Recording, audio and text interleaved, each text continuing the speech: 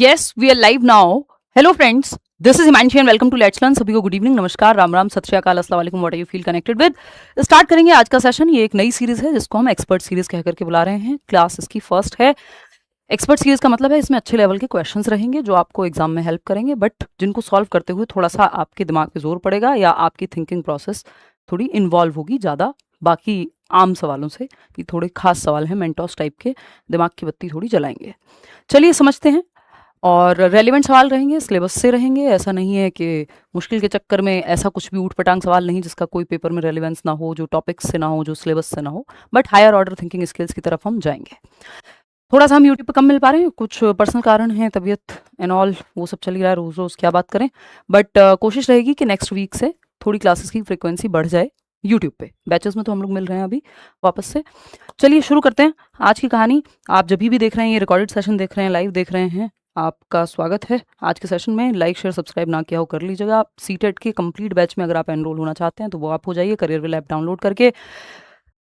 बाकी इसके अलावा आप ये सब कर लेंगे स्वयं से। पीडीएफ जो है इस सेशन का और पिछले सेशन का, यही 2 सेशंस के पीडीएफ पेंडिंग है, वो आपको टेलीग्राम चैनल पे मिल जाएंगे, लेट्स लर्न स्क्वाड, या फिर आपको नीचे डिस्क्रिप्शन बॉक्स में लिंक भी मिल जाएगा। ये पीडीएफ और जो कुछ पीडीएफ नोट्स हैं वो फ्री हैं, वो आप पढ़ लीजिए, आपको डायरेक्टली हेल्प मिलेगी। और क्वेश्चन नंबर 1 से शुरुआत करते हैं डिले ना करते हुए। ये पहला ही सवाल है और आप देंगे जवाब। थोड़े लेंदी सवाल रहेंगे क्योंकि सीटेट में भी लेंदी सवाल पहले से बढ़े हैं या और लेंदी हुए हैं सवाल, ये कहेंगे। ठीक है, चलिए आप फटाफट से सॉल्व करने का प्रयास कीजिए। क्वेश्चन थोड़ा सा लेंदी है बट कोशिश कीजिए कि आप सॉल्व कर पाएं इसको। क्वेश्चन नंबर 1 है, कहता है an adaptive AI coding platform provides interactive syntax hints to a child. The software dynamically reduces these hints as the child solves loops correctly, but increases support if errors occur. यानी एक AI software है जो coding में, बच्चे को coding सीखने में, जो आपकी नेशनल एजुकेशन पॉलिसी कहती है कि अब 6th से आप ये सब भी शुरू कर दीजिए, कोडिंग वगैरह सिखाइए बच्चे को। तो एक AI सॉफ्टवेयर है, आजकल AI आर्टिफिशियल इंटेलिजेंस खूब चर्चा में है। तो AI सॉफ्टवेयर है जो बच्चे को कोडिंग के उस लेवल के सवाल देता है जिस लेवल के वो कर पाए, या उसको हिंट्स देता है जहां वो अटकता है। अगर वो फेलियर, मतलब उसमें फेल हो जाता है उसको अटेम्प्ट करने में, या सॉल्व नहीं हो रहे जिस लेवल के सवाल, तो उससे थोड़ा नीचे लेकर के आता है। फिर अगर जितने लेवल के हो पा रहे हैं उससे ऊपर डिफिकल्टी लेवल के क्वेश्चंस देता है और हिंट देता है, हेल्प करता है। यानी कि जैसे आप एक कंप्यूटर में गेम हुआ करता था पहले, वो शायद सॉलिटेयर बोलते थे या तो उसको, तो उसमें हिंट्स आती थी, या आप पासवर्ड भूल जाएं अगर अपने कंप्यूटर का तो वो हिंट का ऑप्शन देता है आपको, या लैपटॉप का। तो एटलीस्ट विंडोज में तो ऐसा होता ही है। तो अब वो हिंट क्या है, स्कैफोल्डिंग का काम कर रही है। ठीक, या आप एक गेम खेल रहे हैं, वो नेक्स्ट लेवल पे जाने आपको तब जाएगा जब आप उस लेवल को क्रैक कर लेंगे। ठीक, ईजी टू डिफिकल्ट बना होता है जो गेम है। या इवन यहाँ पे अगर हम इस कोडिंग प्लेटफॉर्म की बात करें कि जैसे जैसे बच्चा सॉल्व करता जाएगा तो सपोर्ट को डिक्रीज किया जाएगा, जहां वो अटकेगा तो सपोर्ट को बढ़ा दिया जाएगा। यानी जहां बच्चा अटक रहा हो उसकी मदद करो, जहां बच्चा कर पा रहा है चीजें तो और उसको डिफिकल्टी लेवल +1 करते जाओ। ठीक है, ये वाइगॉट्स्कियन टर्म्स में इस सीक्वेंस को क्या कहेंगे कि जहां ज्यादा जरूरत है बच्चे को वहां ज्यादा हेल्प करो, जब वो खुद से सॉल्व करने लगे तो थोड़ा मुश्किल कर दो टास्क को, डिफिकल्टी लेवल बढ़ा दो, जैसे हमने बढ़ाया है ये सवाल ला करके। पहला ऑप्शन है classical behavioural conditioning through mechanical negative reinforcement. देखिए ये कंडीशनिंग शब्द, रीइंफोर्समेंट शब्द, रिवॉर्ड और पनिशमेंट शब्द पियाजे और वाइगॉट्स्की का इनसे लेना देना नहीं है। जहां आपको ये पियाजे वाइगॉट्स्की के साथ नजर आए इनसे दूर चले जाइए, क्योंकि ये टीचर सेंटर्ड अप्रोच है। पियाजे और वाइगॉट्स्की जो हैं वो रचनावादी हैं, कंस्ट्रक्टिविस्ट हैं, वो चाइल्ड सेंटर्ड फिलॉसफी को मानते हैं, या फिर वो ये कहते हैं कि बच्चे को एक्टिव रखिए आप, जबकि ये कंडीशनिंग में आदत डलवाना होता है कि आपको रट्टे लगवा दिए 2 एकम 2 2 दूनी 4, और नेगेटिव रीइंफोर्समेंट भी बढ़ावा देना। ये रिवॉर्ड पनिशमेंट दंड पुरस्कार की बात पियाजे वाइगॉट्स्की कहीं भी करते हुए नहीं मिलेंगे आपको, वो उनकी विचारधारा नहीं है। सेकंड ऑप्शन क्या है, automated scaffolding targeting the shifting boundaries of the child's zone of proximal development. ये थोड़ा हमें लग रहा है कि हाँ ये सही हो सकता है। बच्चे के समीपस्थ विकास के क्षेत्र की बदलती सीमाओं को लक्षित करने वाला स्वचालित पाड़ या ढांचा, या टेम्परेरी हेल्प। स्कैफोल्डिंग किसको कहते हैं, टेम्परेरी हेल्प। बच्चा जहां अटके उसको हिंट दीजिए, वो स्टेप सॉल्व कर दीजिए ताकि वो आगे खुद से सॉल्व कर पाए। ये हाफ सॉल्व प्रॉब्लम देना, हिंट देना, फिल इन द ब्लैंक में चीजें दे देना, मदद करना बच्चे की जहां वो अटके, इसको स्कैफोल्डिंग कहते हैं। और इस हिसाब से एडजस्ट होगी जैसे जैसे बच्चे की zone of proximal proximo distal जो डेवलपमेंट है या जो प्रॉक्सिमल डेवलपमेंट है बच्चे का, संभावित विकास का जो दायरा है वो धीरे धीरे बढ़ता जाएगा। बच्चे की संभावना, भाई आप अगर कल इजी सॉल्व कर पाए लेवल, तो अब आपका मॉडरेट लेवल पे आपकी संभावना बढ़ गई कि आप अब 6th पास कर लिए तो 7th पे जा पाएंगे, है ना। 7th के लेवल के क्वेश्चंस आपने सॉल्व कर लिए तो आप 8th पे आपको लेके जा सकते हैं। यानी आपका सीखने का दायरा बढ़ता जाता है जैसे जैसे हेल्प जिस मात्रा में मिल रही है और आप सीखते जाते हैं। बात तो सही है। थर्ड ऑप्शन क्या है, स्टैटिक बायोलॉजिकल मैच्योरेशन। बायोलॉजी की बात या जेनेटिक्स की बात वाइगॉट्स्की करते हुए नजर नहीं आएंगे, सोसाइटी पे फोकस इनका ज्यादा है सीखने में। फोर्थ ऑप्शन है आप performance avoidance goal setting designed to sort students intelligence scores.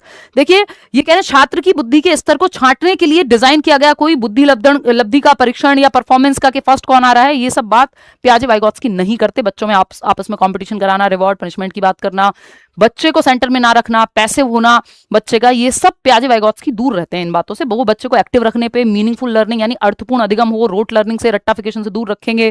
ठीक, तो जहां बच्चा एक्टिव है वो ऑप्शन बेटर है। अगर आप कभी भी सीटेट में फंसते हैं किसी भी सवाल को करने में, तो आप ये मान लीजिए कि जिस ऑप्शन में बच्चा सबसे ज्यादा एक्टिव है, उसका दिमाग वो खुद से सक्रिय है, वो ऑप्शन बेहतर है।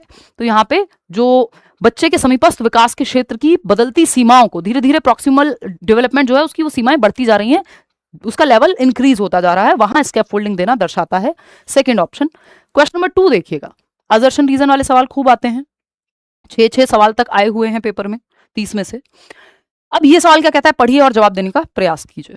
देखिए असर्शन यानी कथन है, in an instrumental music academy, एक म्यूजिक एकेडमी है जहां इंस्ट्रूमेंट सिखाए जाते हैं, sitar, guitar, whatever, harmonium, tabla. A child masters the gross arm movement required to hold and bow a violin before refining the fine motor dexterity required to press individual strings।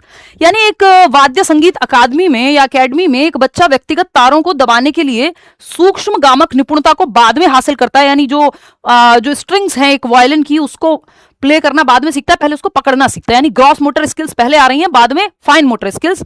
Gross to fine ही जाता है, स्थूल से सूक्ष्म की ओर जाती है जो मोटर स्किल्स हैं आपकी, गतिक कौशल हैं आपके। आप चीजें पकड़ना पहले सीखते हैं, ग्लास पकड़ना पहले सीखते हैं, पेन से लिखना बाद में सीखते हैं, वो फाइन मोटर स्किल में आता है लिखना जो है।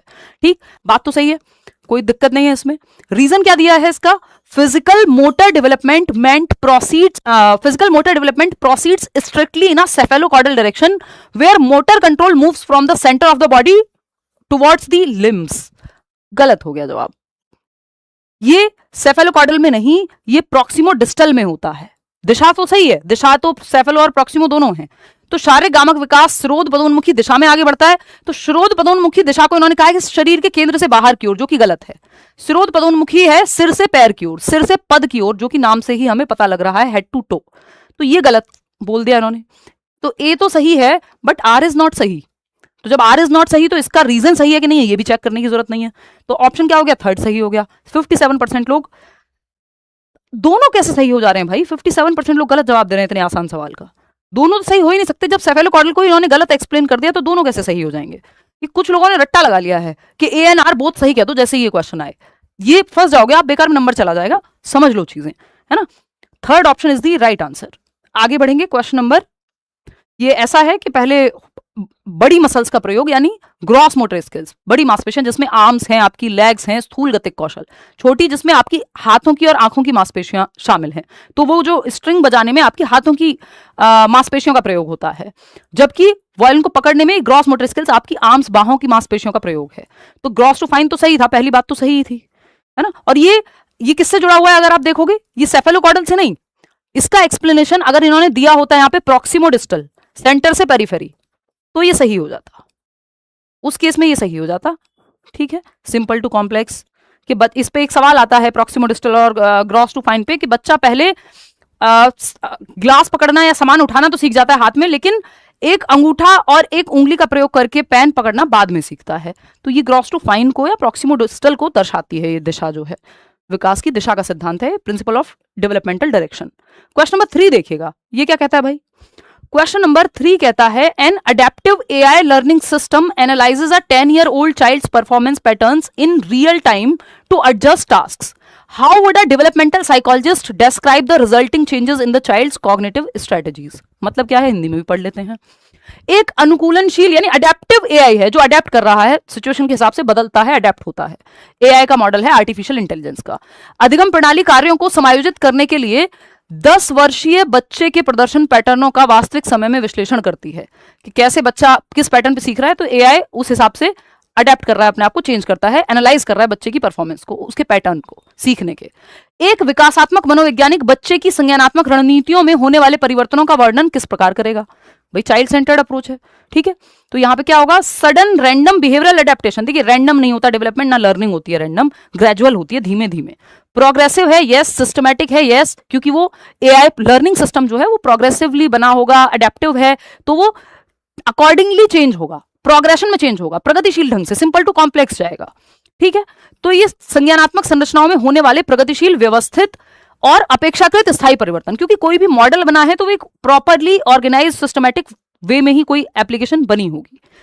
टेम्परेरी फिजियोलॉजिकल फ्लक्चुएशंस नहीं, यूनिडायरेक्शनल नहीं, मल्टी डायरेक्शनल होता है जो विकास है।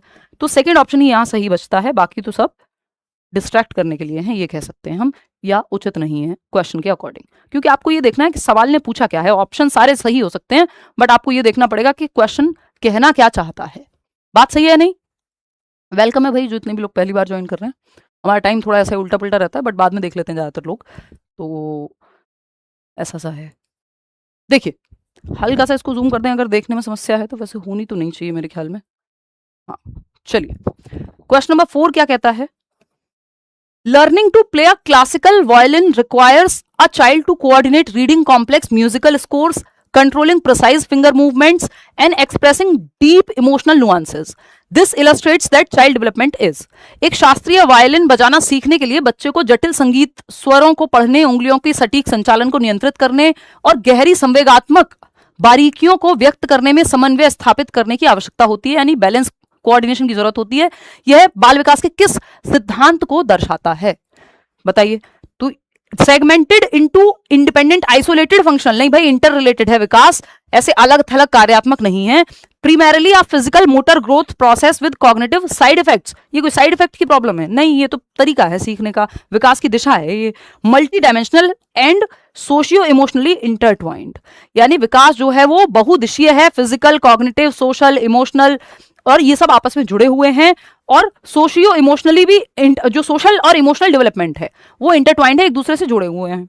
तो यही सबसे बेहतरीन ऑप्शन हमें दिख रहा है कि जो बच्चे के विकास को ठीक से समझता है, विकास के सिद्धांतों को ठीक से समझता है। यूनी डायरेक्शनल नहीं होता विकास, सिंगल डायरेक्शन में नहीं होता। यूनी का मतलब सिंगल होता है, मल्टी डायरेक्शनल होता है विकास, ना कि सिर्फ एक ही दिशा में चलता है ना। शारीरिक भी होगा, मानसिक भी होगा, सामाजिक भी होगा, संवेगात्मक भी होगा। समझ गए बात? चलिए आगे बढ़ते हैं। थर्ड ऑप्शन राइट हो गया, बाकी सारे गलत हैं। आगे बढ़ेंगे, क्वेश्चन नंबर 5 देखिएगा। ये क्या कहता है भाई? देखिए आप अगर पढ़ के समझ पा रहे हैं क्वेश्चन को तो 50% काम आपका हो जाएगा पढ़ते ही, क्योंकि आप अगर पढ़ के समझ गए सवाल ने पूछा क्या है तो half of your job is done, काम आपका हो गया आधा। देखिए क्वेश्चन नंबर 5 है, during a school science experiment on air pressure a student experiences cognitive conflict when a plastic bottle collapses unexpectedly. Contrast the explanations of Piaget and Vygotsky regarding how the child resolves this conflict. भाई वायु दाब पर एक school विज्ञान प्रयोग के दौरान, यानी एयर प्रेशर पे एक एक्सपेरिमेंट कर रहा था बच्चा साइंस की क्लास में, एक छात्र संज्ञानात्मक द्वंद का अनुभव करता है। पेपर 1 पेपर 2 जिसके भी लिए जा रहे हैं सबके लिए हेल्पफुल है ये, क्योंकि सीडीपी सेम है। जब एक प्लास्टिक की बोतल अप्रत्याशित रूप से पिचक जाती है, उसमें से हवा निकल जाती है, कोलैप्स हो जाती है, तो इस बच्चा जो है वो द्वंद में, इस द्वंद को, इस कॉन्फ्लिक्ट को कैसे हल करेगा कि ये क्यों हुआ? पियाजे और वाइगोत्स्की इसको क्या कहेंगे? ये जो है डिसइक्विलिब्रियम की स्टेज है अगर आप पियाजे के अकॉर्डिंग देखेंगे, क्योंकि अचानक से जो चीज हुई है बच्चे के स्कीमा में, उसकी सॉफ्टवेयर में, उसके दिमाग में वो चीज पहले से नहीं थी, वो एक्सपेरिमेंट करते हुए सामने आई है। ठीक, तो ये कॉन्फ्लिक्ट है ना, ये द्वंद है जिसको डिसइक्विलिब्रियम कहेंगे पियाजे। वाइगोत्स्की क्या कहेंगे अभी देखते हैं। पियाजे मतलब बच्चा एक्टिव है, ये हमें साफ दिख रहा है क्योंकि वो एक्सपेरिमेंट कर रहा है, एक्टिवली सीख रहा है, सक्रिय है। पियाजे views resolution as a behaviourist conditioning नहीं, पियाजे बिहेवियरिस्ट नहीं है, कंस्ट्रक्टिविस्ट हैं, रचनावादी हैं, ये विचारधारा है। बिहेवियरिज्म व्यवहारवाद जो रिवॉर्ड पनिशमेंट की बात करता है, टीचर सेंटर ट्रेडिशनल अप्रोच की बात करता है। पियाजे वाइगोत्स्की रचनावादी हैं, कंस्ट्रक्टिविस्ट हैं, जो टीचर को फैसिलिटेटर मानते हैं, बच्चे को एक्टिव रखते हैं। बिहेवियरिस्ट लोग जो है, बच्चा यहाँ उतना एक्टिव होता नहीं है, पैसिव है कहीं ना कहीं। टीचर सेंटर्ड क्लास है। तो पियाजे तो बिहेवियरिस्ट नहीं है, कंडीशनिंग की बात पियाजे नहीं करेंगे। पियाजे focuses on the internalisation of private speech, पियाजे private speech की बात नहीं करते, पियाजे ईगो सेंट्रिक स्पीच की बात करते हैं। ये वाइगॉट्स की बात कहते तो सही हो जाता। पियाजे, थर्ड ऑप्शन है, पियाजे attributes resolution to internal schema reorganisation equilibration, while Vygotsky attributes it to co-constructed social dialogue and peer scaffolding. ये बात एकदम सही लग रही है कि पियाजे की विचारधारा क्या है कि वो एट्रीब्यूट करेंगे जो रेजोल्यूशन है इस कॉन्फ्लिक्ट का, डिसइक्विलिब्रियम का, ये रीऑर्गेनाइज करेगा, बच्चा अपने स्कीमा को बैलेंस में करेगा, अपनी इंफॉर्मेशन जो भी वो सीख रहा है उसको एसिमुलेट करेगा, एकोमोडेट करेगा, जरूरत पड़ने पे अडेप्ट करेगा और वो आ जाएगा इक्विलिब्रेशन में, संतुलन में। While Vygotsky attributes it to co-constructed social dialogue, वाइगॉट्स्की कहते हैं वो ग्रुप में बातचीत करेगा, इस बारे में चर्चा करेगा और सीखेगा। बिल्कुल दोनों की विचारधारा ऐसी ही है, क्योंकि पियाजे रेडिकल कंस्ट्रक्टिविस्ट हैं, वो उग्र रूप से बच्चे की इंडिपेंडेंट एक्टिविटी पे ज्यादा फोकस करते हैं, जबकि वाइगॉट्स्की जो है वो बच्चे की ग्रुप एक्टिविटीज पे ज्यादा फोकस करते हैं। लेकिन दोनों बच्चे को एक्टिव रखते हैं, दोनों ही कंस्ट्रक्टिविस्ट हैं, रचनावादी हैं। Both theorist agree that cognitive conflict can not B resolved, नहीं भाई ऐसा नहीं है कि जो संज्ञानात्मक द्वंद्व पैदा हुआ है कि ऐसा क्यों हुआ, बोतल क्यों पिचकी, इसका कोई रेजोल्यूशन नहीं है, ये कहना गलत होगा, बच्चा ऐसे ही सीखता है। Third option is the right answer. तो वो कंफ्यूजन जब आपके अंदर आती है तो कंफ्यूजन इज गुड, क्योंकि इसका मतलब आप सीख रहे हैं, आप उसको रिजॉल्व करके एक नया कॉन्सेप्ट अपना बना लेंगे, बैलेंस में आ जाएंगे, जिसको इक्विलिब्रेशन पियाजे ने कहा है। ठीक, क्वेश्चन नंबर 6 देखिएगा, क्वेश्चन नंबर 6 देखिएगा और बताइएगा क्या कहना चाहता है कवि।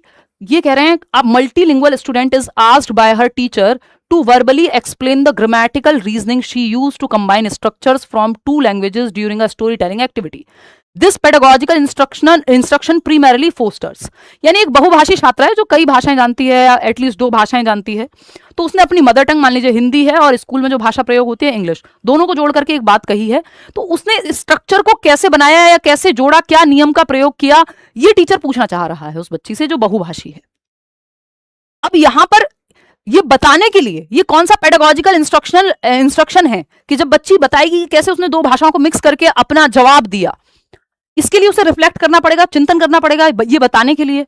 तो मतलब बच्चा एक्टिव है, तो ये रोट मेमोराइजेशन तो बिल्कुल नहीं है, रट्टाफिकेशन थोड़ी है, बच्चा तो एक्टिवली सोचेगा सक्रिय रूप से कि कैसे उसने 2 भाषाओं को जोड़ के जवाब दिया। कॉग्निटिव ईगो सेंट्रिज्म है, नहीं सेल्फ सेंटर थोड़ी होना है इसमें। Physiological maturation of the auditory cortex, बेकार बातें एकदम के, इसका कोई शारीरिक विकास से, शारीरिक परिपक्वता से कोई लेना देना नहीं, ये कॉग्निटिव एक्टिविटी है, मेंटल एक्टिविटी है, मानसिक कार्य है जो इसमें दिया गया है बच्चे को, जिसमें वो बताएगी कि कैसे उसने 2 भाषाओं को जोड़ के अपनी बात कही, अपनी कहानी सुनाई।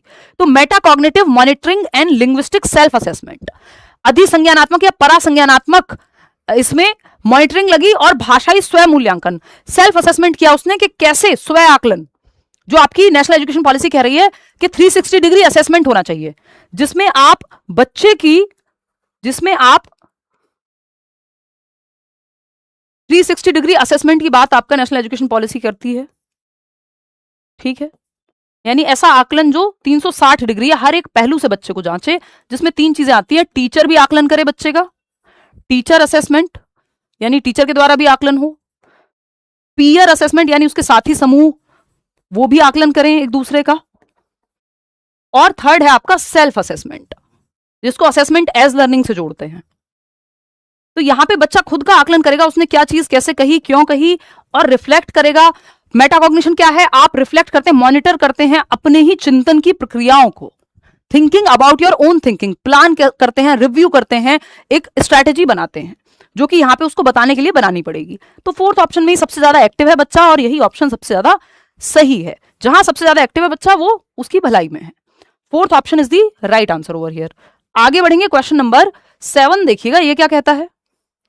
क्वेश्चन नंबर 7 कहता है, a student in a robotics club can easily draft logical flow charts for a rover's movement but struggles to physically solder the small wires on the circuit board.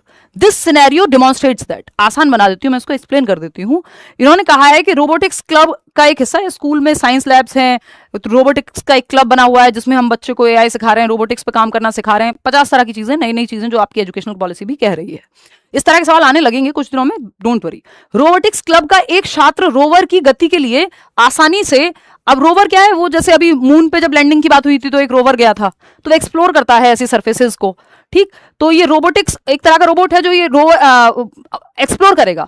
तो एक छात्र रोवर की गति के लिए आसानी से तार्किक फ्लो चार्ट बना सकता है कि कैसे रोवर मूव करेगा एक जगह से दूसरी जगह। ये बात वो संज्ञानात्मक रूप से एक्सप्लेन कर सकता है, उसके दिमाग में समझ आ गई है ये बात।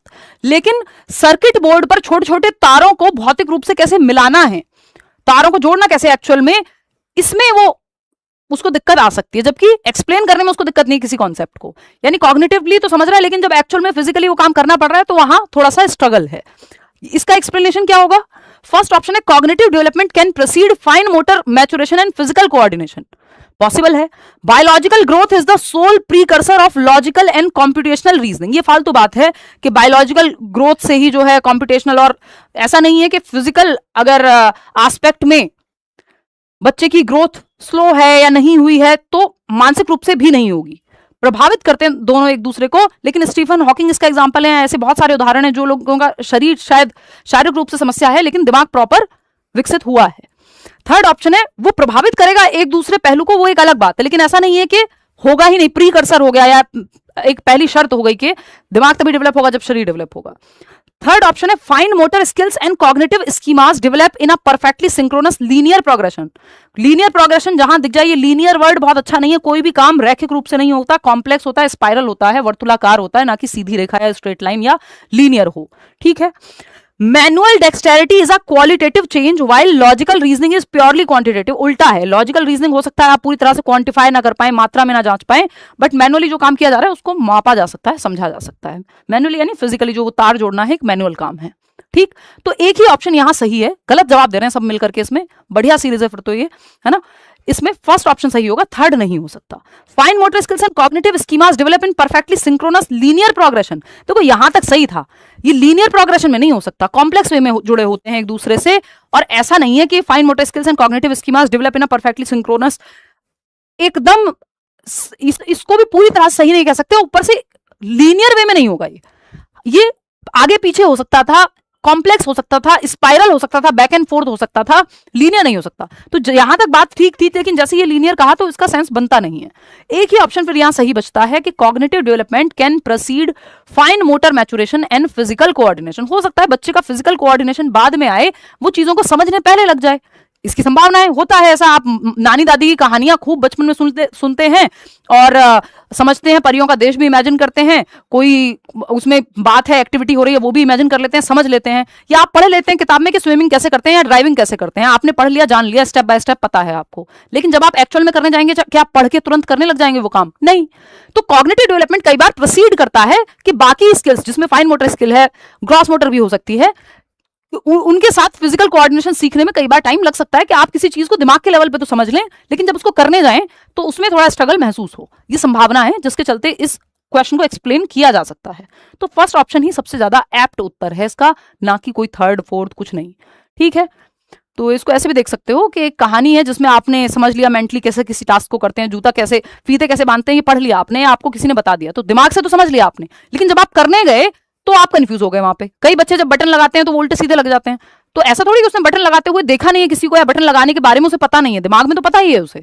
तो कई बार एक्टिविटी करते हुए जो है आप, इसी को कहते हैं कि जब आपने थियोरेटिकल पढ़ी है कोई चीज और करके देखा है किसी चीज को, तो उसमें थोड़ा गैप आ सकता है। क्वेश्चन नंबर 8 देखिएगा, ये क्या कहता है। During a text based Python coding session, a child easily memorises basic syntax commands but cannot comprehend nested loops until they reach a specific level of neurological readiness। एक बच्चा है जो बेसिक कमांड्स दी जा रही हैं एक टास्क के दौरान, उनको वो याद कर ले रहा है स्टेप्स को, लेकिन जो complex level of neurological readiness है, यानी जो मैचुरेशन है अभी उसके दिमाग में वो नहीं आई है, मेच्योरिटी नहीं आई है। इट्स लाइक कि आप तीसरी क्लास के बच्चे को 10वीं क्लास का सिलेबस पढ़ाने लगे, तो हो सकता है वो जितनी भाषा उसको आती है उस बेसिस पे वो याद कर ले किसी चीज को, बट उसको समझ ना आए वो चीज, ठीक है।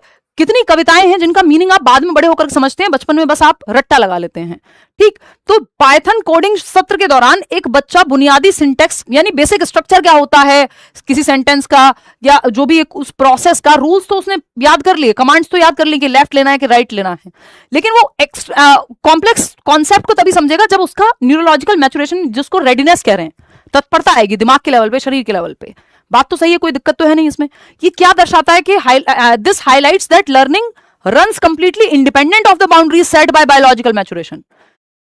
कंप्लीटली इंडिपेंडेंट है सीखना परिपक्वता से, नहीं भाई, कॉम्प्लीमेंट्री है, एक दूसरे के पूरक हैं, एक दूसरे को प्रभावित करते हैं।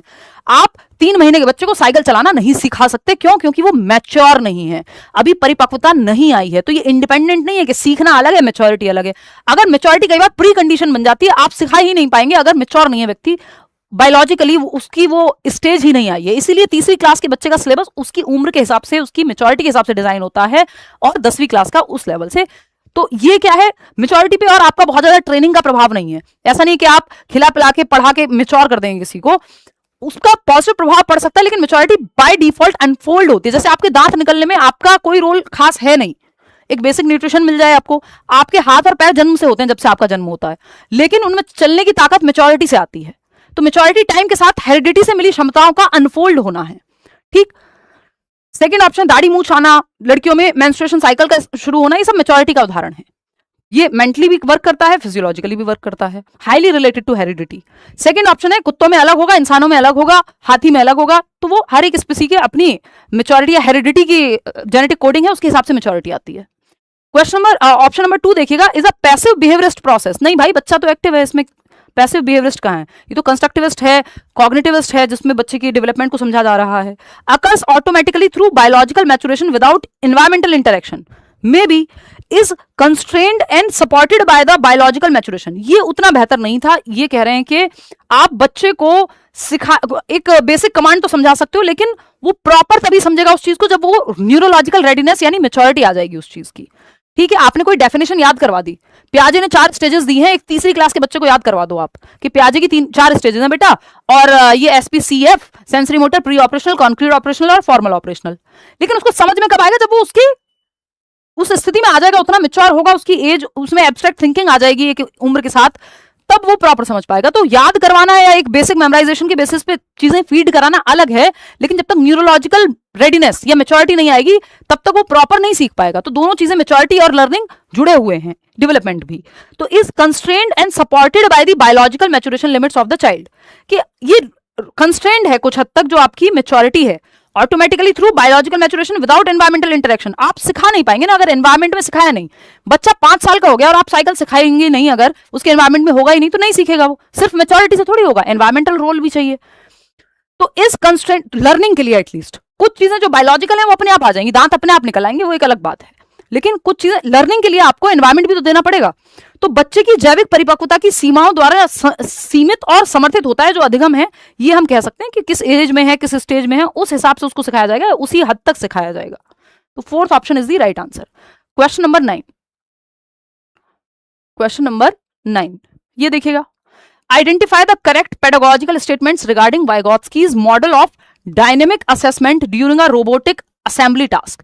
अच्छे सवाल हैं, जिसको लगता है वो बहुत धुरंधर हो गया है, सारा सिलेबस पढ़ लिया है ना, आसानी सवाल सॉल्व कर लेता है, मुश्किल नहीं लगते हैं सीटेट के सवाल, तो वो ये सवाल करे व्यक्ति तो उसको काफी हेल्प मिलेगी उसका स्तर बढ़ाने में।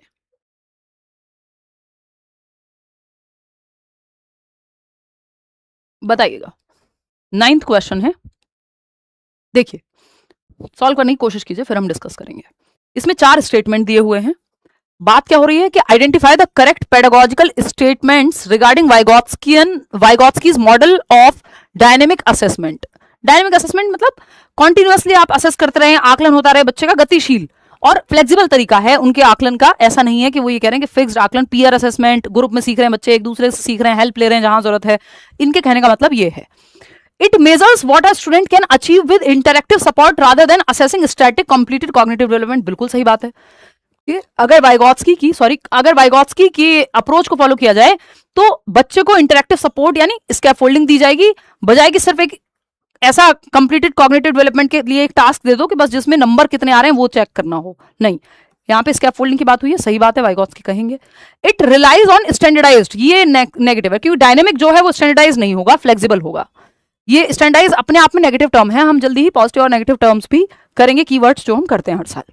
एनीवे, आते हैं नेक्स्ट पॉइंट पे। It evaluates the child's learning potential within their zone of proximal development. बिल्कुल सही बात है कि बच्चे की जेडपीडी में या उसके दायरे में जो चीजें हैं उसका आकलन करने की बात होगी, ना कि ऐसा नहीं है कि बच्चा अभी फर्स्ट में है और आप उसके जो दायरे से ही बाहर है उसको, उसके आकलन की बात नहीं करोगे। It treats students errors as cognitive deficits that require, cognitive deficit नहीं है कि बच्चे गलतियां कर रहे हैं तो वो उनके दिमाग की कोई कमी है, ये कहना गलत होगा यहाँ पे। तो फर्स्ट और थर्ड जो है वो सही है, जो कि पहले ही ऑप्शन में हमें दिखाई देते हैं। 78% लोग सही जवाब दे रहे हैं, वेरी गुड, शाबाश। ठीक, first option is the right answer over here. आगे बढ़ेंगे, क्वेश्चन नंबर 10 देखिएगा, ये क्या कहता है, ये भी अच्छा सवाल है, इसको थोड़ा सा आसान बनाया गया है, नहीं तो ये ऑप्शन से और ज्यादा कॉम्प्लेक्स था, तो मुझे लगा कहीं आप लोग चक्कर वक्कर खाने के गिरने वरने ना लग जाएं, तो थोड़ा सा बीच बीच में बैलेंस भी बना के रखेंगे। क्वेश्चन नंबर 10 देखिए, अभी 20 सवाल हमें और करने हैं, कंप्लीट सेट है, 30 आउट ऑफ 30 आप ला पाएंगे अगर आप इस तरह के सवाल अच्छे से कर लें तो। ठीक है, प्लीज टेक डेली क्लासेस। भाई मेरी पूरी कोशिश है कि नेक्स्ट वीक में मैं डेली क्लासेस ले पाऊँ, मैं कमिट नहीं कर रही हूँ, बट प्रयास मेरा पूरा रहेगा, है ना, और टाइम पे भी हो पाए, 9 सवा 9 के करीब हम शुरू कर दें क्लास।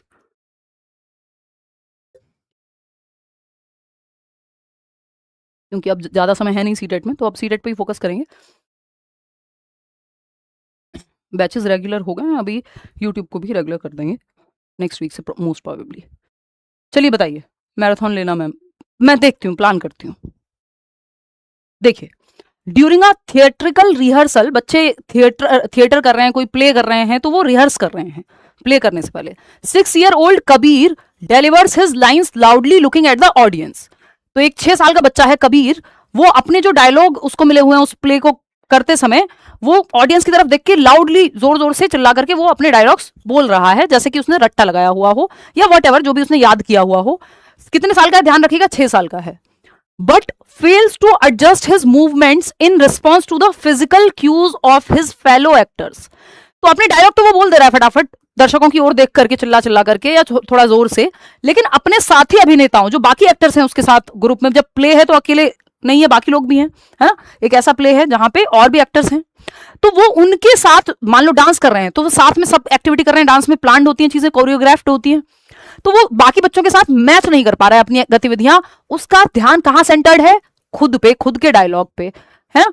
तो ये कौन सी स्टेज हो गई, प्री ऑपरेशनल स्टेज हो गई, जहां वो सोशली और थोड़ा सा सेल्फ सेंटर्ड होता है बच्चा 2 से 7 वर्ष में। ईगोसेंट्रिक स्पीच या ईगोसेंट्रिज्म जो है, स्व केंद्रिता उसमें पाई जाती है।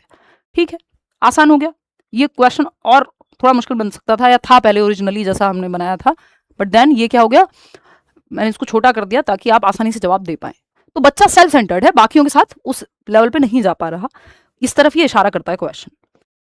इसी स्टेज को, ये 2 से 6 वर्ष को, 2 से 7 वर्ष को हम अर्ली चाइल्डहुड भी कहते हैं, एनीवे प्ले वे स्टेज भी कह देते हैं। आगे बढ़ेंगे, क्वेश्चन नंबर 11, ये क्या कहता है, children residing in an industrialised zone with high chemical pollution show slower cognitive processing speed compared to their biological siblings raised in an eco-friendly environment. This difference is classified under, यानी जो उच्च रासायनिक प्रदूषण वाले औद्योगिक क्षेत्र में रह रहे हैं बच्चे, दिल्ली में रह रहे हैं, जहां IQ 1000 IQ बोल रही हूँ मैं, तो इंस्पायर हो गई हूँ यहाँ के उनसे, चीफ मिनिस्टर जी से, तो यहाँ का जो AQI है वो 1000 पहुंच जा रहा है, वहां अगर आप रह रहे हैं, और एक आप रह रहे हैं जहां 50 AQI है, क्या ही हो गया आज, एनीवे तो AQI है आपका, तो वो जो बच्चा इकोलॉजिकली बेहतर जगह पे रह रहा है, पहाड़ों में है मान लो, जहां 50 AQI है, एक बच्चा है दिल्ली में है जहां 400-500, तो ऐसा लगता है कि सही है, सब रह रहे हैं क्योंकि, ठीक, तो वो सही तो नहीं है। तो वो बच्चा जो केमिकली पॉल्यूटेड जगह पे है, या मान लो भोपाल गैस त्रासदी हुई, अब उस एरिया में जो उस समय लोग रह रहे होंगे या उसके बाद भी, तो प्रभावित होगा उनका संज्ञानात्मक विकास, क्योंकि केमिकल पोल्यूशन है वहां बहुत ज्यादा, या किसी भी तरह का अगर पोल्यूशन है तो प्रभावित तो करेगा, लंग्स को करे, दिमाग को करे। दूसरा बच्चा है जो साफ जगह पे रह रहा है, बायोलॉजिकल सिबलिंग्स हैं, यानी जिनकी 50% जो DNA है वो सेम होता है, ठीक, उस केस में अगर हम देखें, यानी भाई बहन हैं या बहन बहनें हैं, 2 बच्चे हैं एक ही माँ बाप के, अलग अलग घरों में बड़े हुए हैं, एक इको फ्रेंडली माहौल में रह रहा है और दूसरा है जो हाई केमिकल जोन में रह रहा है, तो इसका संज्ञानात्मक विकास पे उन दोनों के क्या फर्क पड़ेगा, या ये जो अंतर आएगा ये कैसे समझा जाएगा। ये इंटरनल अंतर है, हेरिडिटी फैक्टर्स दैट डिटरमिन, नहीं भाई ये एनवायरमेंट का अंतर है, क्योंकि वो ऐसी जिन बच्चों को ऐसी भट्टियों में, फैक्ट्रियों के आसपास काम करने को दिया जाता है जहां पे बहुत ज्यादा पोल्यूशन है, उनके विकास पे, उनके फेफड़ों पे, उनके जीवन पे बहुत प्रभाव पड़ता है उस चीज का, उनके संज्ञानात्मक विकास पे भी प्रभाव पड़ता है। तो ये इंटरनल फैक्टर नहीं है हेरिडिटी वाला, ये एक्सटर्नल फैक्टर है, एनवायरमेंट का फैक्टर है। सेकेंड ऑप्शन है प्रीनेटल, बायोलॉजिकल फैक्टर है, प्रीनेटल यानी गर्भ से जुड़ा हुआ है, नहीं भाई, ये तो एनवायरमेंट वातावरण से जुड़ा हुआ है, गर्भ में तो कोई ये बात ही नहीं हो रही है। External environmental factors acting post neatly on cognitive functioning, बच्चे के दिमाग पे जन्म के बाद पड़ने वाले प्रभाव से संबंधित कारक हैं, ये बाहरी कारक हैं, ये बिल्कुल सही बात है। एनवायरमेंट जो है, ये पोल्यूशन की जो बात हो रही है, केमिकल पोल्यूशन की, ये एनवायरमेंट में है। Constitutional genetic factors linked with autosomal chromosomes, कोई ऑटोजोम या जो क्रोमोसोम्स है उससे जुड़ी हुई कोई समस्या नहीं, प्योरली एनवायरमेंटल प्रॉब्लम है, ठीक है। बस क्वेश्चन को कॉम्प्लेक्स बनाने के लिए उसमें उसकी सिबलिंग्स की बात हुई थी, तो थर्ड ऑप्शन है सही, आप लोग जवाब दे रहे हैं मैक्सिमम लोग। क्वेश्चन नंबर 12 देखिएगा, क्वेश्चन नंबर 12 क्या कहता है? क्वेश्चन नंबर 12 असर्शन है, a 7-year-old child can successfully design a virtual city in an interactive special coding game but fails to comprehend abstract textual coding logic।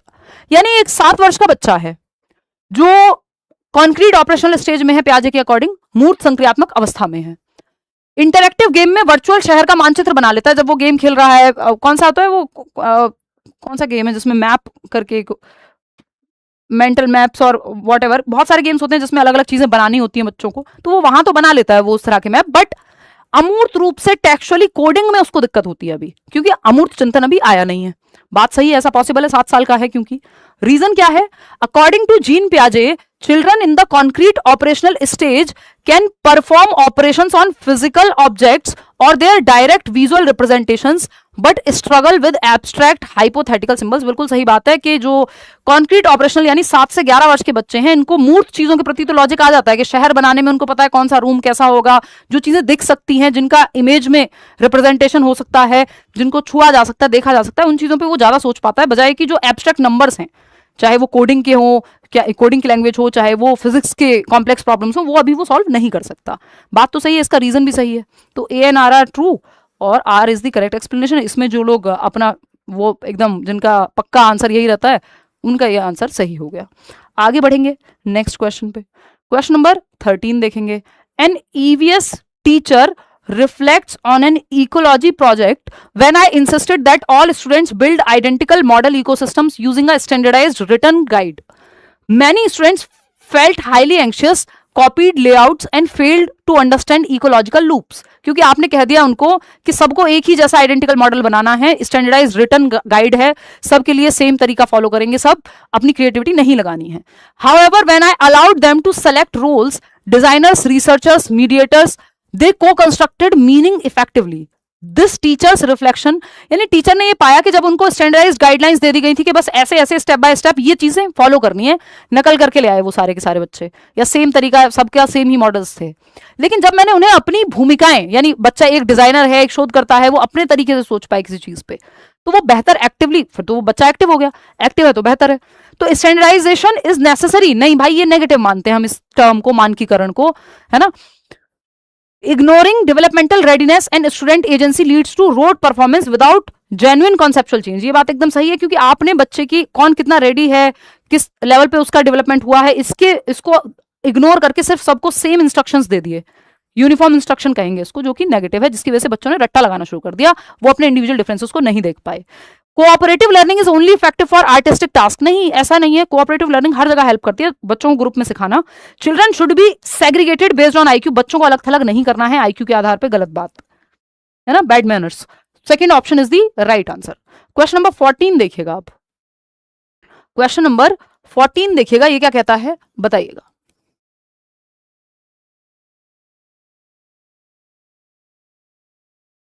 बहुत hard है, नहीं hard तो मतलब लैंग्वेज का गेम हो सकता है थोड़ा सा, वो लैंग्वेज आप पढ़ पढ़ के थोड़ा प्रैक्टिस करेंगे क्वेश्चंस को, तो होने लगेंगे क्वेश्चंस।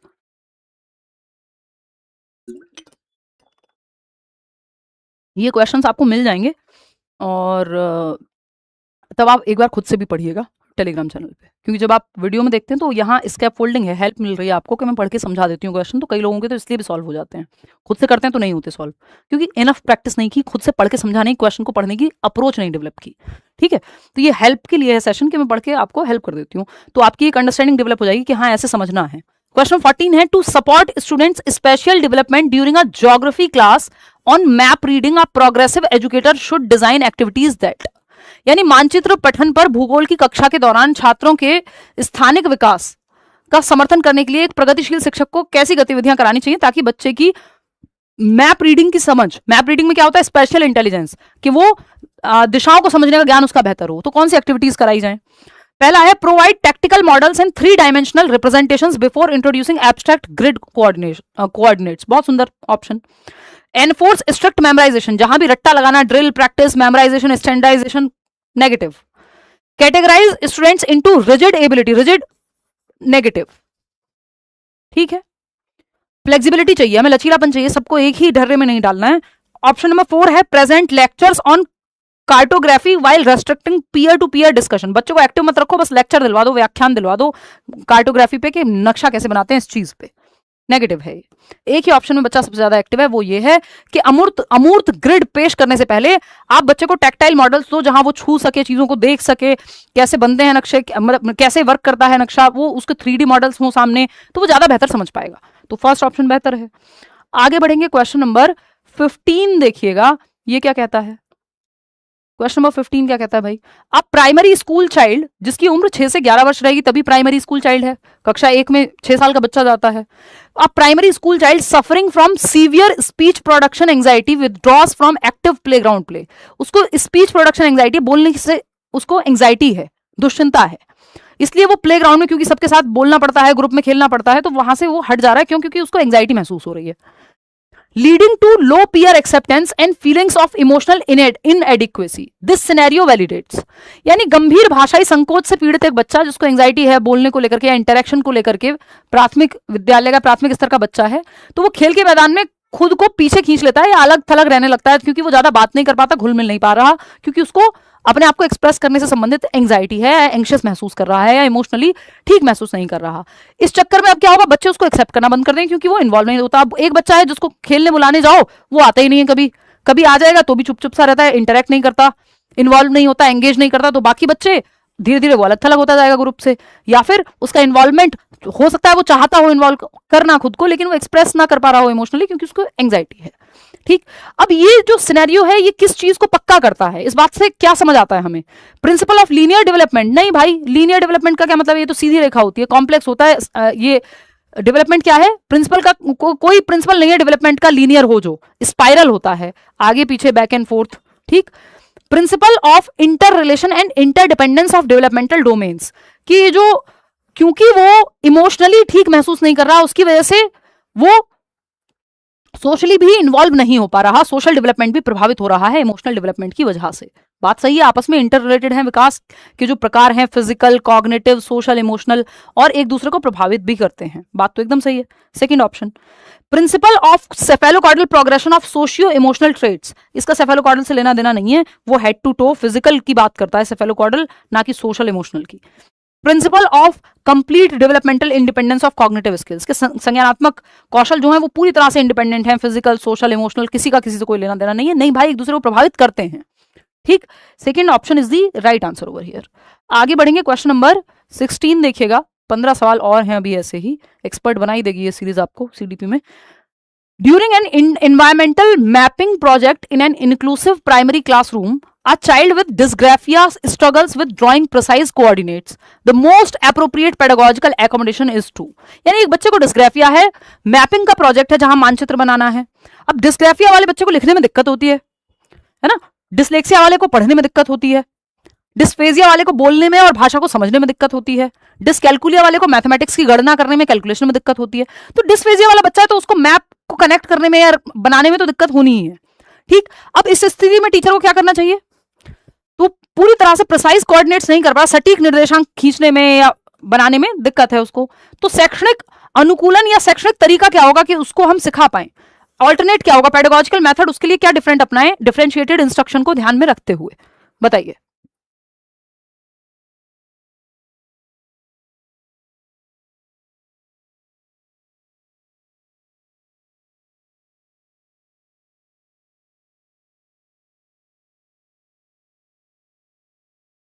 देखिए,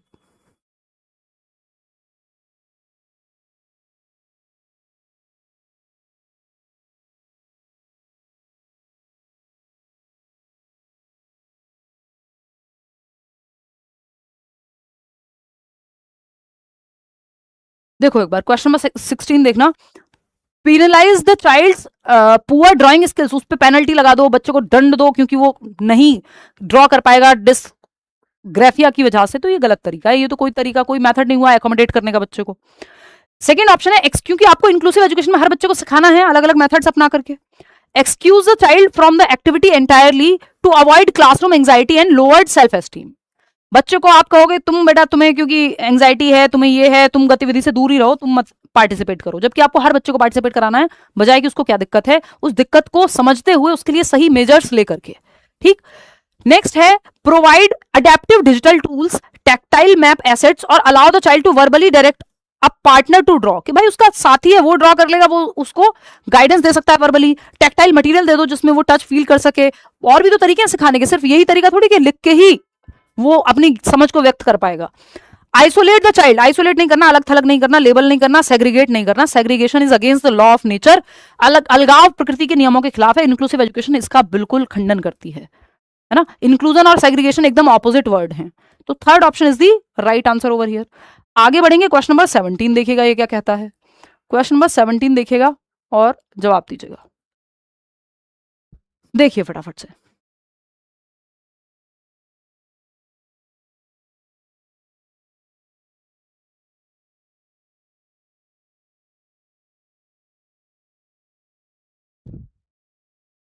सेवनटीन में थर्ड ऑप्शन कह रहे हैं 66% लोग। चलिए समझते हैं, क्वेश्चन पढ़ते हैं। A student spends hours of free time designing complex rhythmic tracks on a digital audio synthesiser.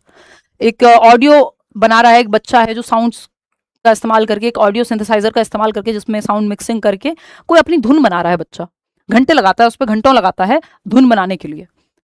Seeking no external grades, उसको इससे ना तो कोई ग्रेड चाहिए कि म्यूजिक टीचर से नंबर मिलेंगे, या वो प्रोजेक्ट पे काम कर रहा हो, या उसको कोई रिवॉर्ड देगा, माता पिता आके कहेंगे वेरी गुड तुमने तो हमारा नाम रोशन कर दिया, कल को तुम फलाना काम कर दोगे, ये हो जाएगा, तुम बन जाओगे यार रहमान। ऐसा कुछ नहीं, कोई एक्सटर्नल मोटिवेशन उसके पास यहाँ दिखाई नहीं पड़ती है। ठीक है, पेरेंटल प्रेज भी नहीं वो सीख कर रहा, टोकन रिवॉर्ड भी नहीं चाहिए उसे, but driven solely by desire to understand frequency interactions.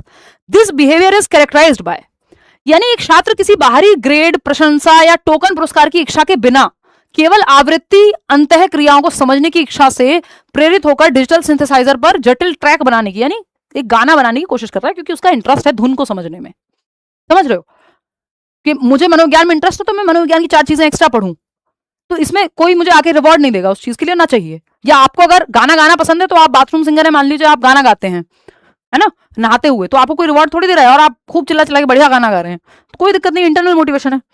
Intrinsic motivation driven by cognitive interest, competence and autonomy, यानी उसको स्वतंत्रता, ऑटोनॉमी उसके पास है, कॉम्पिटेंस यानी मैं कर सकता हूं, और इंटरेस्ट है उसका यानी रुचि है किसी चीज में। ये 3 चीजें चाहिए होती है। मोटिवेशन बहुत हायर लेवल का होता है इंटरनल, अगर ये तीनों चीजें मिल जाए एक साथ। वो क्या है?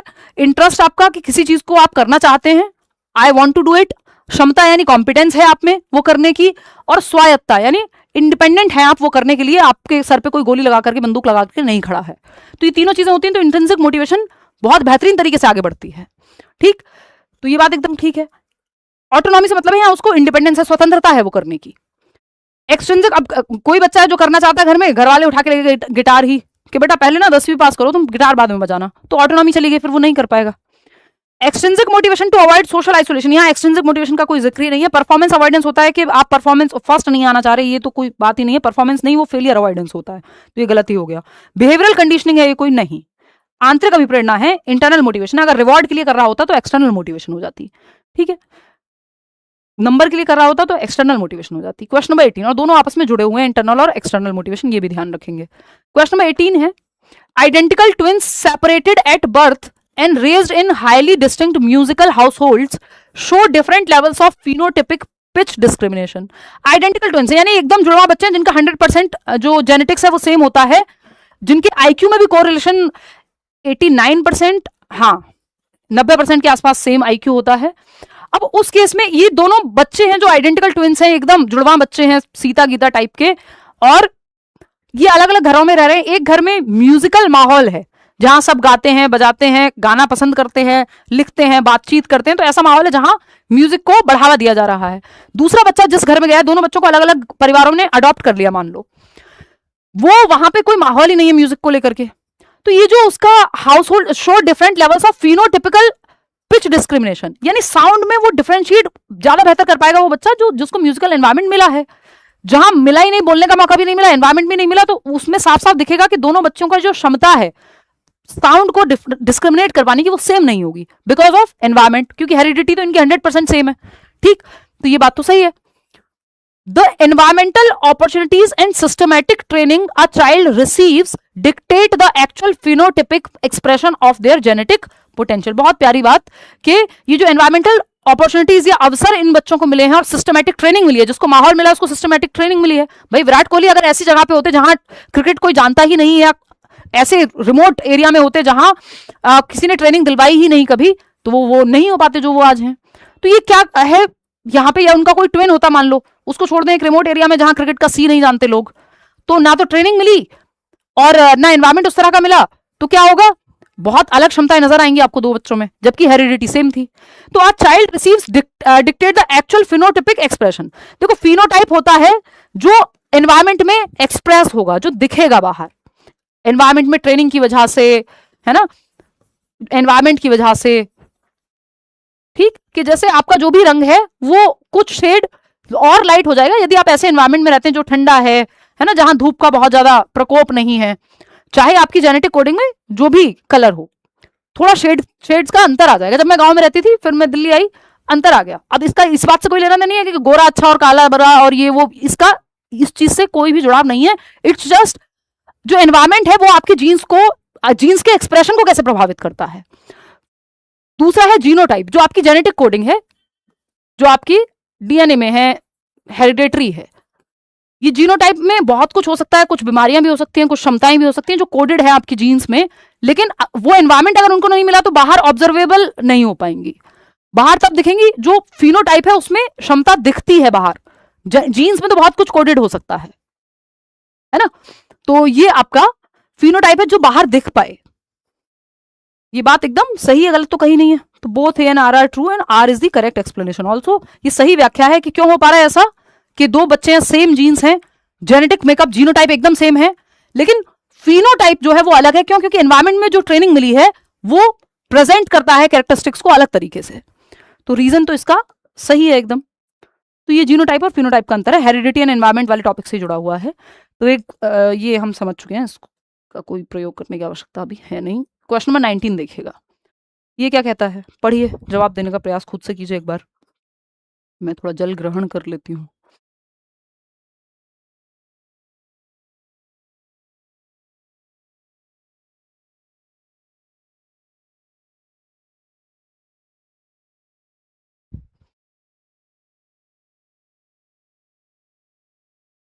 हाँ बिल्कुल हेल्पफुल है तनिषा, पुरानी प्लेलिस्ट भी of course.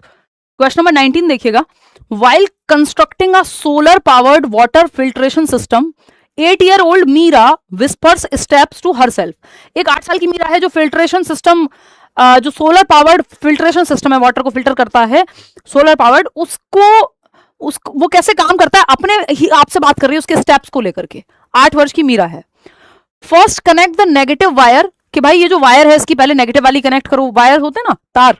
Then align the tube, wait it is leaking, tighten it, कि भाई लीक कर रहा है, चलो चलो जल्दी इसको बंद करो। जैसे आप खुद से बात कर रहे हैं, आपकी गाड़ी स्टार्ट नहीं हो रही, बाइक स्टार्ट नहीं हो रही, तो आप सोच रहे हैं यार देखूं कहीं कोई दिक्कत तो नहीं है, चाबी सही जगह पे है क्या, है ना, मैंने कोई गियर में तो नहीं है गाड़ी इसलिए नहीं हो रही स्टार्ट, बैटरी तो डाउन नहीं होगी, खुद से बातें करते हो आप। ये जो खुद को दिशा देना है इसको सेल्फ टॉक कहेंगे, प्राइवेट स्पीच है वाइगॉत्स्की के अकॉर्डिंग, है ना। सिंपल सी बात है, ये तो आप लोग सही जवाब दे रहे हैं 85% लोग, थर्ड ऑप्शन।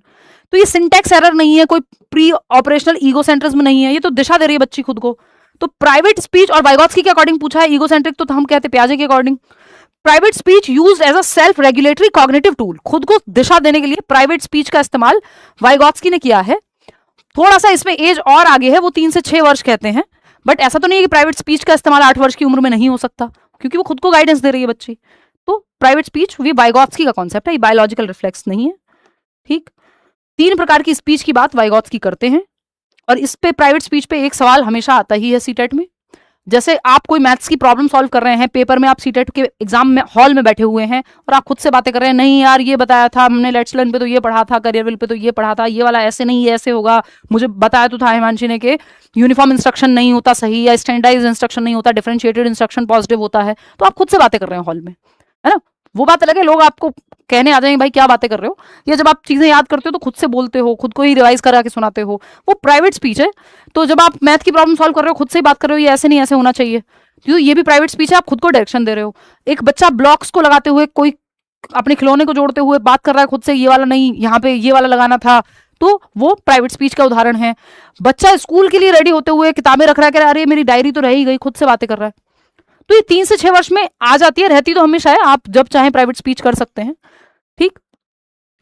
इसको ईगो सेंट्रिक स्पीच कहा है किसने, उन्होंने पियाजे ने। प्राइवेट स्पीच कहा है वाइगॉत्स्की ने। अच्छा, वाइगॉत्स्की 3 प्रकार की स्पीच की बात करते हैं, लगे हाथों, ये भी 1 मिनट में समझ लेते हैं, है ना। कौन सी स्पीच है? पहली है सोशल स्पीच, सामाजिक वाक जिसको कहते हैं। ये 2+ ईयर्स में आ जाता है, बच्चा आपस में, समाज में, यानी अपने दोस्तों से, पापा मम्मी, परिवार जो भी होगा आसपास, उनसे बातें करने लगता है, ठीक है, सोशल स्पीच हो गया। प्राइवेट स्पीच क्या है? यानी निजी वाक, ये खुद से बोलना, 3 से 6 वर्ष की उम्र में आ जाता है। खुद को दिशा देना, ये अच्छा माना जाता है क्योंकि बच्चा इससे खुद को आप दिशा दे रहे हैं जब आप खुद से बातें कर रहे हैं। फिर आता है साइलेंट इनर स्पीच। ये जो प्राइवेट स्पीच है ये साइलेंट हो जाती है, अब आपको बाहर बोलने की जरूरत नहीं है। जैसे कुछ बच्चे होते हैं जब छोटे होते हैं तो वो बोल बोल के ही पढ़ते हैं, मन में नहीं पढ़ पाते, क्योंकि 3 से 6 वर्ष की उम्र में है। 6 वर्ष जैसे ही कूद जाएंगे तो फिर धीरे धीरे आप मन में पढ़ने लगते हो, है ना। तो साइलेंट इनर स्पीच में ही कन्वर्ट हो जाती है प्राइवेट स्पीच, फिर चली जाती है अंदर। साइलेंट इनर स्पीच, अब आपको किसी को कुछ भी बोलना है तो बोलने की जरूरत नहीं, मन में बोल सकते हो आप 6+ ईयर्स में, ठीक। ये 3 प्रकार की स्पीच या भाषा की बात वाइगॉत्स्की ने की है, और वाइगॉत्स्की कहते हैं लैंग्वेज इज अ टूल या biggest tool for cognitive development. यंत्र है संज्ञानात्मक विकास के लिए, दिमाग के विकास के लिए भाषा सबसे बड़ा यंत्र है। ऐसी बात वाइगॉत्स्की कर रहे हैं, ये वाइगॉत्स्की का कॉन्सेप्ट है सारा का सारा। इतनी बात क्लियर है, होपफुली क्लियर होगी। चलें आगे बढ़ें। चलिए, ये आप इसको ऐसे भी याद रख सकते हैं, SPS, social speech, private speech और साइलेंट इनर स्पीच। चलिए खैर आगे बढ़ते हैं नेक्स्ट क्वेश्चन पे। क्वेश्चन नंबर है 20th, इसके बाद 10 सवाल और हैं, 30 सवाल का सेट है जैसा कि पेपर में बनता है। क्वेश्चन नंबर 20th देखिएगा, ये क्या कहता है। असर्शन है इन अ कंस्ट्रक्टिविस्ट यानी रचनावादी क्लास जहां बच्चा एक्टिव होगा, language acquisition class, the teacher should avoid crossing out student spelling errors with a red pen, कि रेड पेन से ऐसे मार्क कर दो गलतियों को, उसकी बजाय टीचर को बच्चों से कहना चाहिए कि to read their work aloud and explain the logic of their phoneme choices, कि तुम एक काम करो, तो बच्चों को खुद से गलती हाईलाइट होगी, जब वो खुद से पढ़ेगा, जोर से उसको पढ़ के देखेगा तो हो सकता है उसको खुद से रियलाइज हो कि क्या गलती है। ऐसा कई बार टीचर करते हैं ना कि अच्छा कोई स्टेप है कि ये सवाल एक बार देखो सही है क्या, तो वो खुद से जब देखेगा तो ज्यादा एक्टिव है, बजाय कि आपने उस पर रेड गोला घुमा दिया, तो बच्चा ज्यादा एक्टिव होगा इस एक्टिविटी में। बात तो सही है। इसका रीजन क्या है? कंस्ट्रक्टिविस्ट क्योंकि हम एरर्स को महत्वपूर्ण मानते हैं सीखने में, गलतियां महत्वपूर्ण है, रचनावाद ये मानता है, कंस्ट्रक्टिविज्म ये मानता है, पियाजे वाइगॉत्स्की गलतियों को बुरा नहीं मानेंगे, है ना। गलतियों से पता लगता है बच्चा सोचता कैसे है, विंडोज है उनके दिमाग में झांकने के लिए, और पार्ट ऑफ लर्निंग है। रीजन क्या दिया है इसका? Constructivist pedagogies view children's errors not as intellectual failures but as vital windows into their active meaning making and cognitive schemas, कि एरर्स जो है वो महत्वपूर्ण है, इंटेलेक्चुअल फेलियर नहीं है, बल्कि वो विंडोज हैं कि कैसे वो सोचता है। यही बात अभी आपको मैंने एक्सप्लेन की थी, तो दोनों बातें सही हैं और दोनों एक दूसरे को सही से एक्सप्लेन करती हैं। आसान लग रहा होगा ये वाला सवाल, तो बस लैंग्वेज थोड़ी लेंदी है जो कि पेपर में अब बनती ही है। 92% लोग सही जवाब दे रहे हैं इसका। क्वेश्चन नंबर 21 देखिए भाई, थोड़े थोड़े सवाल, 1-2 सवाल तो ऐसे होने चाहिए ना, 2-4 सवाल जिसमें ठीक लगे। A child's progress logs in a long term musical composition class show rapid acceleration in mastering tempo followed by a temporary plateau and slight decline before achieving a highly integrated complex musical ability। यानी एक बच्चा है जो music सीख रहा है, तो एक स्टेज आती है जब वो तेजी से कोई चीज सीख लेता है, दूसरी स्टेज आती है जहां वो अटकता है या आगे नहीं बढ़ पा रहा होता, फिर तीसरी स्टेज आती है फिर से आगे बढ़ने लगता है। तो ये लर्निंग का कर्व है एक तरह से, कि आगे पीछे लर्निंग स्पाइरल में चलती है, कॉम्प्लेक्स है। किसी दिन आप 2 कॉन्सेप्ट समझते हैं, किस दिन एक पे अटके रहते हैं, एक सवाल पे ही, इट डिपेंड्स। तो प्योरली लीनियर नहीं, लर्निंग लीनियर नहीं होती, कोई भी प्रोसेस लीनियर या सिंपल नहीं होती, स्पाइरल होती है। स्पाइरल एंड मल्टी डायरेक्शन, कई डायरेक्शंस में चलती है, characterized by periods of consolidation. एक स्टेज में आप जो आपने कल सीखा है उसको मजबूत कर रहे हैं, रियाज कर रहे हैं, मान लीजिए प्रैक्टिस कर रहे हैं, फिर दूसरी स्टेज में कुछ नया सीखते हैं, आगे बढ़ते हैं, फिर पीछे आते हैं। जैसे बच्चे के दूध के दांत जाते हैं, फिर अगली स्टेज में पक्के दांत आते हैं, तो आगे पीछे चलता रहता है डेवलपमेंट की प्रक्रिया में और लर्निंग की प्रक्रिया में। बात तो सही है। कंप्लीटली डिसकंटिन्यूअस का यहाँ लेना देना नहीं है। Driven solely by external reinforcement नहीं, कि बाहरी गुड वेरी गुड कोई बोल रहा है आपको पुनर्बलित कर रहा है या नहीं, इस पे निर्धारित होगी, नहीं, ये बात यहाँ कही नहीं जा रही। तो सेकंड ऑप्शन। क्वेश्चन नंबर 22, ये आगे पीछे स्पाइरल में वर्तुलाकार है। क्वेश्चन नंबर 22 देखिएगा। इसीलिए आप देखते हैं कुछ भी आप बना रहे होते हैं, ड्रॉ भी कर रहे होते हैं, कोई सवाल कर रहे होते हैं, कई बार गलतियां होती हैं, फिर आप बेहतर समझते हैं उस कॉन्सेप्ट को, कंफ्यूजन होती है, कॉग्निटिव कॉन्फ्लिक्ट होता है, फिर आपका कॉग्निटिव डेवलपमेंट होता है। देखते हैं क्वेश्चन, ऑप्शन नंबर 2 कह रहे हैं आप लोग इसे। क्वेश्चन नंबर 22 है, during an environmental studies discussion, EVS का क्लास है, क्लास 2 के बच्चे हैं, यानी 7 साल की उम्र होगी लगभग। The flowers closed their petals, ये कह रहे हैं कक्षा 2 के बच्चे कि जो फ्लावर्स हैं वो क्लोज करते हैं अपने पेटल्स को, अपनी पंखुड़ियों को, because they wanted to sleep after playing in the sun all day. कि जो फ्लावर्स हैं, जो फूल हैं, वो थक जाते हैं दिन भर धूप में खेल करके, तो रात को वो इसलिए अपने फ्लावर्स को, अपने पेटल्स को क्लोज कर लेते हैं क्योंकि वो थक गए हैं। अब आप इसमें ह्यूमन लाइक क्वालिटीज देते हो, या तो नॉन लिविंग थिंग्स को, या फिर नेचर में जो चीजें होती हैं जैसे पेड़ पौधे हो गए, कि इसको क्या कहते हैं, प्याजे की भाषा में एनिमिज्म कहते हैं। 95% लोग सही जवाब दे रहे हैं, बहुत ही बढ़िया, है ना। कि ये 2 से 7 वर्ष में आता है, प्री ऑपरेशनल स्टेज में, पूर्व संक्रियात्मक अवस्था में। कि पर्यावरण अध्ययन की कक्षा में, कक्षा 2 का एक बच्चा है जो कहता है कि फूलों ने अपनी पंखुड़ियां इसलिए बंद कर ली क्योंकि वे पूरे दिन धूप में खेल के सोना चाहते हैं जैसे हम सोना चाहते हैं, जबकि ये कारण नहीं है। या बच्चा कह रहा है कि सूरज ने, बारिश हो रही है क्योंकि मेरा यार हंस रहा है, रो रहा है, वॉट जो भी है वो गाना, तो वो बच्चों को लग रहा है कि हाँ बारिश इसलिए हो रही है क्योंकि भगवान जी आज गुस्सा हैं, या बादल को गुस्सा आ रहा होगा तो इसलिए बारिश हो रही है, धूप तेज निकल रही है तो सन को गुस्सा आ रहा होगा। तो वो ह्यूमन लाइक क्वालिटीज या निर्जीव चीज को सजीव समझता है, या फिर नेचर में वो क्वालिटीज ढूंढता है जो ह्यूमंस में होती हैं। तो इसको एनिमिज्म कहते हैं। एनिमिस्टिक थिंकिंग है ये, सजीववादी या जीववादी चिंतन है, जिसमें बच्चा के एक क्वेश्चन आता है कि एक बच्ची के जब वो रस्सी कूद रही होती है, स्किपिंग रोप, उसके पैर में वो रस्सी अटक जाती है और उसको चोट लग जाती है, तो वो कहती है इस रस्सी ने जानबूझ के मेरे को चोट लगवाई है क्योंकि ये बीच में अटक गई मेरे। वो चींटी मर गई वाला उदाहरण हम बचपन में बहुत आपने कॉमन देखा होगा, किसी बच्चे को चोट लग जाए और माँ बाप थोड़ा जमीन को ऐसे पीट दें तो उसको तसल्ली हो जाती है कि हाँ इसको भी चोट लग रही होगी। ठीक, यही पेन गिर जाए तो बच्चे को लगेगा इस पेन को चोट लगी होगी, गिर गया है। उसकी गुड़िया गिर जाए, उसकी डॉल गिर जाए बच्चे की, कार में चोट लग जाए, टूट जाए, तो उसको लगेगा कार को भी चोट लगी होगी, है ना। तो ये जीववादी चिंतन है, एनिमिस्टिक थिंकिंग है, where the child attributes human intentions and emotions to non living और नेचुरल ऑब्जेक्ट्स, जिसमें बच्चा प्राकृतिक अथवा निर्जीव वस्तुओं को मानवीय भावनाएं या इच्छाएं या उद्देश्य प्रदान कर देता है ना। जैसे कई लोग, वो कोई तो कान्हा जी होते हैं ना, किसी प्रकार के, मैं नाम भूल रही हूँ, आई एम सो सॉरी, है ना, जिन लोगों की भावनाएं आहत हो रही हूँ, बट वो उनको खाना भी खिलाते हैं सुबह, तो वो थोड़ा सा एनिमिस्टिक चिंतन, अगर आप ऐसे साइकोलॉजिकली चाइल्ड डेवलपमेंट के व्यू पॉइंट से देखोगे तो वो उसमें उसका एक उदाहरण हो सकता है। बाकी सबकी अपनी श्रद्धा है भाई, है ना। सिंबॉलिक थॉट है कि आप इस पेन को अगर मैं ईश्वर मानने लग जाऊं तो वो मेरी श्रद्धा है, सबकी अपनी श्रद्धा है। लड्डू गोपाल, एग्जैक्टली, हाँ हाँ हाँ, ठीक ठीक ठीक, हाँ। तो वो उनको प्रॉपर 3 टाइम खाना खिलाते हैं, लड्डू भी खिलाते हैं, सारी चीजें, तो वो एक तरह एनिमिस्टिक थिंकिंग का एक उदाहरण हो सकता है।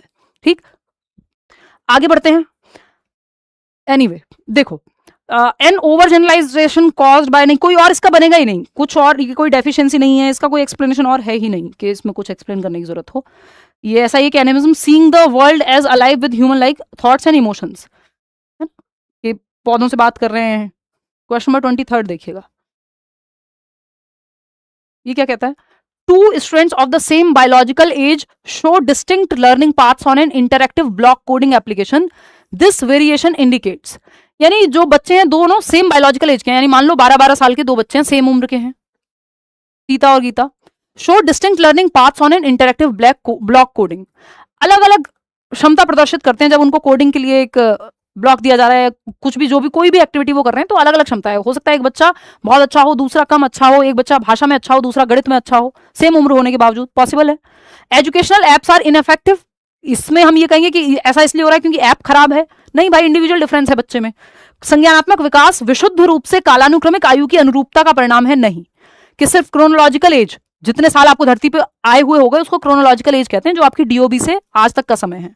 तो ऐसा नहीं कि सिर्फ क्रोनोलॉजिकली 2 सेम एज के लोग बिल्कुल अलग सोच सकते हैं, उनकी संज्ञानात्मक क्षमता, cognitive level, IQ level different हो सकता है। इंटेलिजेंस का स्तर। Standard classrooms must replace interactive apps, ये भी बेकार बात है। देखना है बच्चे के पक्ष में कौन सा ऑप्शन बात कर रहा है, वो है fourth option. Learners possess individual learning rates, हर बच्चे का अपनी गति होती है, अपनी दर होती है सीखने की। Shaped by the interaction of heredity and environment, के कारण जो भी उनका एक कॉम्बिनेशन बना है उसके आधार पर वो अपनी दर पे सीखते हैं, किसको कैसा एनवायरमेंट मिला है ना, किसका किस चीज में इंटरेस्ट है, ये सब रीजंस हो सकते हैं। Fourth option. क्वेश्चन नंबर 24 देखिएगा, अब थोड़े से आसान लग रहे होंगे लास्ट में आते आते सवाल। देखिए, कॉन्ट्रास्ट हाउ जीन पियाजे and Lev Vygotsky would explain a 5-year-old child muttering aloud to herself, first connect the blue block then make the turtle. यानी एक बच्चा जो अपना रोबोटिक्स को एक खिलौने को डिजाइन करते हुए या उसके साथ बात कर रहा है, उसके साथ खेलते हुए, पियाजे और वाइगोत्स्की कैसे अलग अलग सोचेंगे सेम एक्टिविटी को करते हुए। कि एक बच्ची है शीला, वो कोई खिलौना या रोबोटिक्स बना रही है, रोबोटिक्स टॉय है एक उसका जिसको वो असेंबल कर रही है और अपने आप से बातें कर रही है। तो पियाजे और वाइगोत्स्की का देखने का नजरिया कैसे अलग होगा सेम एक्टिविटी को। आपको पता है ये प्राइवेट स्पीच है वाइगोत्स्की के अकॉर्डिंग, पियाजे के अकॉर्डिंग इसको ईगोसेंट्रिक स्पीच कहते हैं। तो पियाजे इसको सेल्फ टॉक कहेंगे, ईगोसेंट्रिक स्पीच कहेंगे, representing pre operational cognitive limitations. हाँ बिल्कुल सही बात है कि बच्चा सेल्फ सेंटर्ड है इसलिए ईगोसेंट्रिक टॉक कर रहा है। While Vygotsky would view it as private speech acting as an essential self regulatory या सेल्फ डायरेक्शन देने वाला एक चीज। बायोलॉजिकल मैचुरेशन का रिफ्लेक्स है, vocalization as a form of socialized speech, ये वाइगोत्स्की कहेंगे, पियाजे नहीं कहेंगे। Both theorist would agree that this vocalization is a sign of sensory processing delay है कोई नहीं। तो थर्ड ऑप्शन ही सही है कि पियाजे इसको स्वयवार्ता या ईगोसेंट्रिक स्पीच का या सेल्फ टॉक का उदाहरण मानेंगे जो पूर्व संज्ञात्मक अवस्थाओं की सीमाओं में से है, और वाइगोत्स्की इसको सेल्फ टॉक या प्राइवेट स्पीच जो खुद को दिशा देने के लिए बच्चा इस्तेमाल कर रहा है अच्छी है संज्ञानात्मक विकास में। तो थर्ड ऑप्शन यहाँ सही हो गया। कितने लोगों ने कहा है देखना एक बार, थर्ड ऑप्शन 89% लोग तो सही जवाब अब आप दे रहे हैं। क्वेश्चन नंबर 25 देखिएगा, ये क्या कहता है भाई। क्वेश्चन नंबर 25 कहता है to implement continuous and comprehensive evaluation, CCE, सतत एवं व्यापक मूल्यांकन को इंप्लीमेंट करते समय, जो सीबीएसई के द्वारा एक मूल्यांकन का सिस्टम है जिसको अप्लाई करते समय, during an environmental project, EVS के एक प्रोजेक्ट में, on carbon footprint reduction, a progressive teacher should. क्या करना चाहिए टीचर को भाई, बच्चे को एक्टिव रख के आकलन करना, सिंपल बात, चाहे आपको कुछ समझ ना आया हो इस सवाल में, बच्चे को एक्टिव रख के उसका आकलन करें आप, सीसीई यही कहता है। तो assign grades strictly based on single standardized test नहीं, सीसीई कह रहा है स्कोलेस्टिक और को स्कोलेस्टिक, करिकुलर और को करिकुलर सभी पहलुओं में बच्चे का आकलन करो आप। वो जो 360 डिग्री असेसमेंट की बात नेशनल एजुकेशन पॉलिसी कह रही है वो लगभग सेम बात सीसीई भी कह रहा है इतने सालों से। एक एग्जामिनेशन का, असेसमेंट का, इवैल्यूएशन का सिस्टम है सीबीएसई के द्वारा लागू किया हुआ कि सतत रूप से समय समय पे आकलन करते रहो और हर पहलू में आकलन करते रहो। तो कलेक्ट क्वालिटेटिव एविडेंस, हाँ क्वालिटेटिव एविडेंस की बात करेगा CCE. Problem solving, self assessment, सही बात है। रिजिड, ये नेगेटिव हो गया। बच्चे के रिवॉर्ड ओनली नहीं, रिवॉर्ड ओनली दो स्टूडेंट्स जो नंबर ज्यादा लेके आ रहे हैं नहीं। तो ये सबसे जो बेहतर ऑप्शन है वो यही है कि क्वालिटेटिव डेटा, कौन किस क्षेत्र में अच्छा है, हो सकता है कोई बच्चा म्यूजिक में अच्छा हो, कोई स्पोर्ट्स में अच्छा हो, उनके बारे में डेटा कलेक्ट करना, उस हिसाब से उनको अपॉर्चुनिटीज देना, उनका आकलन करना। ठीक है, चलिए आगे बढ़ेंगे। क्वेश्चन नंबर 26 देखिएगा, ये क्या कहता है। Providing half solved coding scripts to a student struggling with logical loops in an effective instructional scaffolding strategy, यानी कोडिंग के साथ संघर्ष कर रहे छात्र को आधा हल किया हुआ कोड प्रदान करना पार का एक प्रभावी उदाहरण है। यानी बच्चा जो है एक स्ट्रगल कर रहा था एक कोडिंग का सवाल सॉल्व करने में, तो उसको हाफ सॉल्व प्रॉब्लम दे दी, हिंट दे दिया, 2 स्टेप सॉल्व कर दिए कि आगे वो उसको मदद मिल जाए। तो ये तो अच्छी बात है, एक अच्छा स्ट्रेटजी है स्कैफोल्डिंग की। वाइगोत्स्की भी कहते हैं टेम्परेरी हेल्प दी है टीचर ने, हिंट दिया है। स्कैफोल्डिंग इन्वॉल्व्स, इसका रीजन क्या है, scaffolding involves giving temporary adjustable support that is gradually faded as the student develops cognitive independence. ये भी बात सही है कि कोडिंग के साथ संघर्ष कर रहे छात्र को आधा हल किया हुआ सवाल देना पाड़ का उदाहरण है, बिल्कुल परफेक्ट बात है। पाड़ एक अस्थायी चरण दर चरण सहायता है जिससे छात्र की क्षमता बढ़ने के साथ साथ धीरे धीरे, ये इसका ट्रांसलेशन में गड़बड़ है लेकिन ये कहना चाहता है कवि कि धीरे धीरे सपोर्ट कम कर लिया जाता है जैसे जैसे बच्चे की क्षमता बढ़ती जाती है, स्कैफोल्डिंग कम कर ली जाती है। जैसे जैसे डिफिकल्टी लेवल कम होगा बच्चा खुद से सॉल्व करने लगेगा। भाई साइकिल चलाना सिखा रहे हो आप, पीछे से पकड़ते हो, तभी तक तो पकड़ते हो जब तक बच्चा खुद से नहीं चलाने लगता। जैसे ही वो खुद से चलाने लगेगा छोड़ देते हो वो हेल्प। अब आपको हेल्प मिल रही है क्वेश्चन सॉल्व करने, पेपर देने थोड़ी मैं आपके साथ जाऊंगी। तो स्कैफोल्डिंग तब तक है जब तक आप खुद से सॉल्व करना सीख जाएंगे सवाल, ठीक, फिर वो उस मात्रा में हटा ली जाती है। तो ANR बोथ आर ट्रू, इसमें कोई भी दो राय नहीं है और ANR सही है और सही से व्याख्या भी करता है एक ही जो R है आपका, ठीक है। क्वेश्चन नंबर, तो ये वही साइकिल वाला उदाहरण है, धीरे धीरे स्कैफोल्डिंग हटा ली जाती है। जैसे जैसे आप खुद से स्वयं से करने लगते हैं किसी काम को। क्वेश्चन नंबर 27 देखिएगा। A student learns the implicit norms of teamwork, active listening and peer negotiations while participating in a middle school theater production. This is an example of, एक छात्र माध्यमिक विद्यालय यानी 6ठी से 8वीं कक्षा में होगा कि नाटक में भाग लेते समय एक जैसे नुक्कड़ नाटक टाइप होते हैं, उसमें टीम वर्क, सक्रिय रूप से सुनना, सहकर्मियों के साथ बातचीत करना, एक दूसरे को समझना, ये सब सीख रहा है। ये किसका उदाहरण है? प्राइमरी सोशलाइजेशन का, सेकेंडरी का, रोट बिहेवियरल कंडीशनिंग है, इसमें रट्टा तो कहीं नहीं लग रहा, बच्चा तो एक्टिव ही है। इनेट बायोलॉजिकल मैच्योरेशन का, नहीं भाई, सोशली बात हो रही है, ग्रुप में सीखने की। और कहाँ हो रही है? स्कूल में हो रही है, घर पे तो नहीं हो रही है। तो ये सेकेंडरी सोशलाइजेशन, वो ग्रुप में रहना, समाज में कैसे, समाज के क्या तौर तरीके, नियम, कायदे, कानून है, कैसे रहते हैं, ये वो सेकेंडरी सोशलाइजिंग एजेंसी से सीख रहा है, जिसको स्कूल कहते हैं। अगर ये घर पे सीख रहा होता तो ये प्राथमिक फैमिली हो जाती। ठीक है। सामाजिकरण क्या है? एक प्रक्रिया है जिसके माध्यम से आप समाज के एक्टिव मेंबर बनते हैं, समाज में रहना, उसके तौर तरीके, नियम, कायदे, कानून सीखते हैं।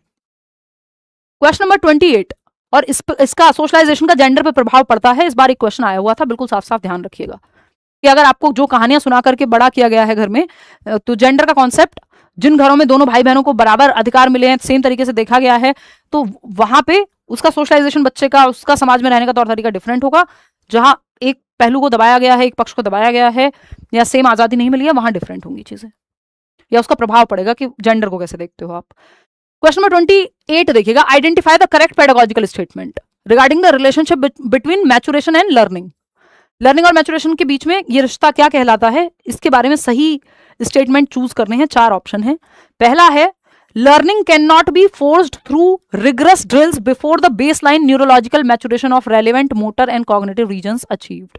ये बात हमने शुरू में भी की थी कि एक स्तर का यदि मेच्योरिटी नहीं आई है तो आप नहीं सिखा सकते बहुत सारी चीजें। आप साइकिल चलाना 6 महीने के बच्चे को नहीं सिखा सकते, एक बेसिक लेवल की मेच्योरिटी चाहिए, तब आप लर्निंग करा सकते हैं। लर्निंग के लिए एक basic level of maturity mandatory है। सेकेंड ऑप्शन है, biological maturation sets the potential boundaries within which specific learning experiences can be integrated। यानी जो बायोलॉजिकल मैच्योरेशन है वो एक बाउंड्री सेट कर देती है जिसके तहत स्पेसिफिक लर्निंग एक्सपीरियंसेस इंटीग्रेट किए जा सकते हैं। कुछ हद तक सही है। Maturation and learning work in isolation, isolation में तो नहीं है, ये दोनों जुड़े हुए हैं।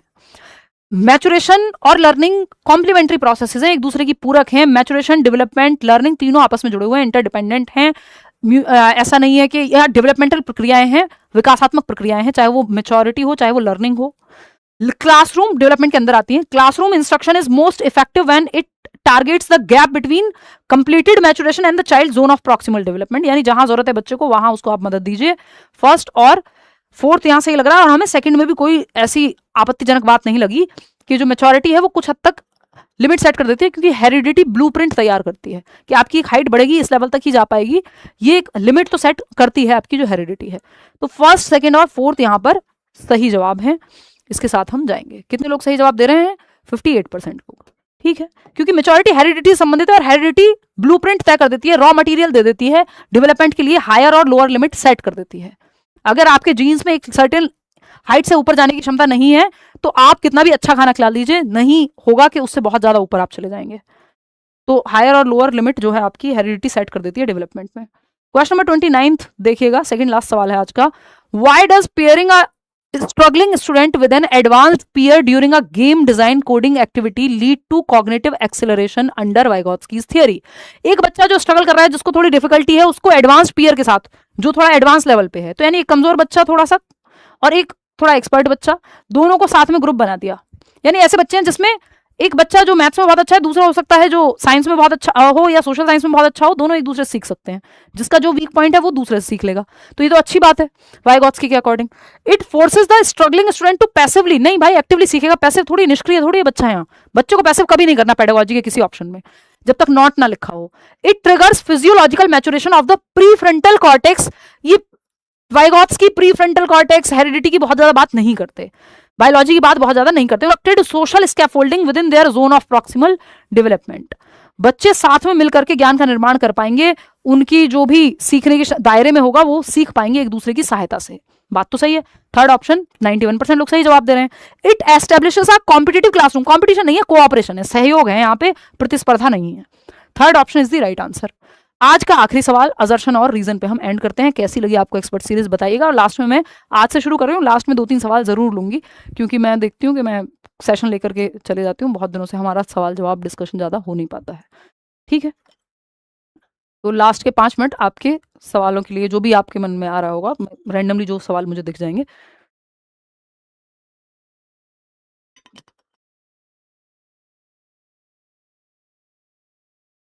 चलें आगे। क्वेश्चन नंबर 30 देखिएगा, ये क्या कहता है। असर्शन है, a teacher intentionally withholds the complete procedure for solving a real life classroom problem and encourages learners to generate and evaluate their own solution strategies. बच्चा एक्टिव है, बात सही है। क्या है कथन, एक शिक्षक जानबूझकर वास्तविक जीवन की समस्याओं को हल करने की पूरी प्रक्रिया नहीं बताता है, कि जो रियल लाइफ प्रॉब्लम है, कि पहले से पहले सारे स्टेप नहीं बता दिए, बच्चे को मौका दिया खुद से स्वयं समाधान की रणनीतियां विकसित करने का, कि भाई खुद से सॉल्व करके देखो, इंडिपेंडेंटली उसको सोचने का मौका दिया जा रहा है, विच इज गुड। बच्चा एक्टिव है, जिस ऑप्शन में बच्चा एक्टिव है वो ऑप्शन अच्छा है, क्योंकि बच्चे के पक्ष में रहना है आपको, बात हो गई खत्म। रीजन क्या है, the primary objective of the problem solving method is to ensure that learners memorize a fixed sequence of steps so that every problem is solve using the same procedure. ये कह रहे हैं कि मुख्य ऑब्जेक्टिव या उद्देश्य जो होता है समस्या समाधान विधि में, वो ये होता है कि बच्चे याद कर लें एक फिक्स सीक्वेंस को। ये एकदम खराब तरीका है, रट्टा लगवाना कहेंगे इसको, फिर प्रॉब्लम सॉल्विंग मत कहो, रोट लर्निंग कहो। ये रोट लर्निंग को बढ़ावा देता है, रट्टाफिकेशन को बढ़ावा देता है, और आपको मीनिंगफुल लर्निंग को, एक्टिव लर्निंग को बढ़ावा देना है। तो ए तो सही है, बट आर सही नहीं है। 74% लोग सही जवाब दे रहे हैं। फाइनली ए एंड आर के चक्कर से आप फ्री हो गए। ए सही है लेकिन आर गलत है। A is true but R is false. Out of 30 questions कितने ठीक हुए वो आप कमेंट्स में बताएंगे। आज का सेशन कैसा लगा ये भी आप कमेंट्स में बताएंगे। कोई डाउट हो वो भी आप कमेंट्स में पूछेंगे।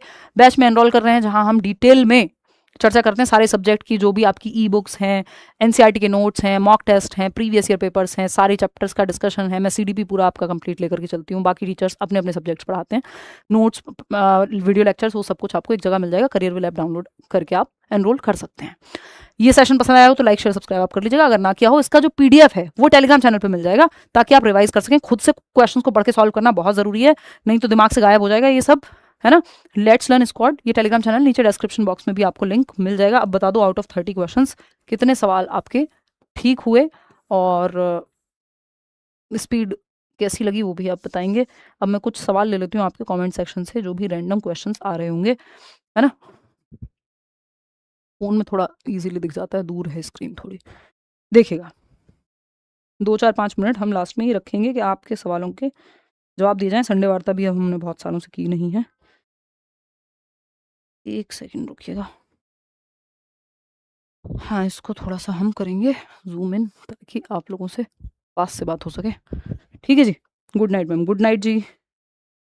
इंटीग्रेशन और इंटर रिलेशन में क्या डिफरेंस है? देखो, इंटीग्रेशन होता है जब आपके विकास के सारे पहलू एक सिंगल यूनिट के रूप में काम कर रहे हो, तो वो इंटीग्रेशन है। जब आप बैडमिंटन खेल रहे हैं, आपका शारीरिक विकास भी, संज्ञानात्मक विकास भी, स्ट्रेटजी भी बना रहे हैं, दौड़ भी रहे हैं, सोशली भी आपको पता है कि गाली नहीं देनी है खेलते हुए, तो ये इमोशंस पे भी कंट्रोल रखना है, जीत रहे हो चाहे हार रहे हो, तो ये इंटीग्रेशन का उदाहरण है डेवलपमेंट के, कि एक एक्टिविटी में आपके सारे पहलू जुड़ करके एक सिंगल यूनिट के रूप में काम कर रहे हैं। इंटर रिलेशन है कि फिजिकल डेवलपमेंट कॉग्निटिव से भी जुड़ा हुआ है, सोशल से भी, इमोशनल से भी, आपस में एक दूसरे को प्रभावित करते हैं। ये इंटर रिलेशन है, इंटर रिलेटेड है, सिंपल। और बताओ। You are my idol. अरे थैंक यू माधुरी, आप सब अपने जैसे बने, ये अपने आप में एक बड़ी ब्लेसिंग है। 28 आउट ऑफ 30 मर्जिया फिरदौस कह रही हैं। सूरज कुमार कह रहे हैं 28 out of 30। Today's question level is such that. Ma'am thank you, बहुत बढ़िया जी, धन्यवाद। और 27 आउट ऑफ 30 हिंदी पेडागोजी के भी क्वेश्चन हम करेंगे मंडे को। होपफुली हम लोग हिंदी पेडागोजी करें, या तो वाइगॉत्स्की के सवाल करेंगे नेक्स्ट वीक। मेरी कोशिश है कि मैक्सिमम, मतलब एटलीस्ट 3-4 सेशंस आपके यूट्यूब पे भी हो जाएं। बैच में तो हम मिलेंगे ही रेगुलरली। यूट्यूब की भी कोशिश है कि मैं जितना मैक्सिमम हो सके आऊँ। Cute pookie ma'am, thank you. Gen Z learners आ चुके हैं अब मैदान में। ये लोग ऐसे ही कॉम्प्लीमेंट्स देते हैं, थैंक्स। ये भी तो करते हो ना आप लोग। एनीवे, मैं सीख रही हूँ अभी ये जेंजी लिंगो। एनीवे, वाह जी वाह, इनका नाम पता नहीं क्या तारीख नाम है, कह रहे हैं विल यू मैरी मी। नहीं नहीं, ऐसे काम नहीं करते। देखो एक बार, मैम प्लीज़ गेट सीडीपी। बहुत तेज़ी से कमेंट्स आ रहे हैं यार, सारे तो नहीं पढ़ पा रही हूँ। 2 क्वेश्चन गलत हुआ आज, कोई बात नहीं। और बताओ madam, it was a very good class, please continue. जी मास्टर जी। और बताइए। 29 आउट ऑफ 30 नीतू के आए हैं। ओके, बहुत तेज़ी से कमेंट्स जा रहे हैं। अरे सिर्फ़ पढ़ाई की बातें नहीं करनी है, थोड़ी इधर-उधर की बातें भी करनी है।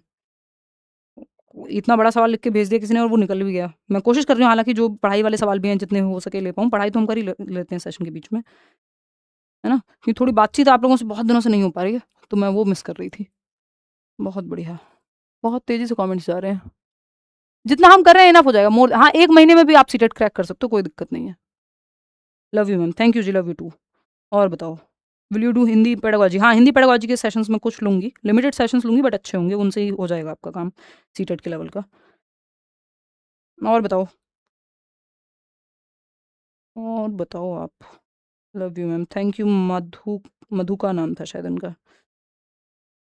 ईवीएस मैराथन देखती हूँ यार, अगर ले पाती हूँ तो, नहीं तो पुराने वाला देख लेना, सेम ही है अभी भी वो। और बताओ क्या कह रहे हो? Chhattisgarh assistant teacher notification has come, batch कब शुरू होगा? यार मुश्किल ही निकालेंगे, हम कुछ कुछ एग्जाम्स में कई बार नहीं लाते बैच, देख लेंगे एक बार, अगर आएगा तो बता दूंगी।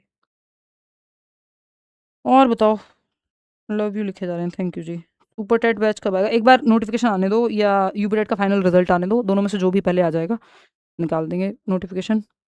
मैथ्स प्रैक्टिस सेशन सीरीज लगवा दूँ? हाँ, बोल देती हूँ मैं उदय सर को, एक बार कुछ सेशंस आपके लिए ले लेंगे यूट्यूब पे भी। Please gift me this shirt. अरे ये बेसिक सी शर्ट है, मैं बहुत कम ही पहनती हूँ, ले लेना।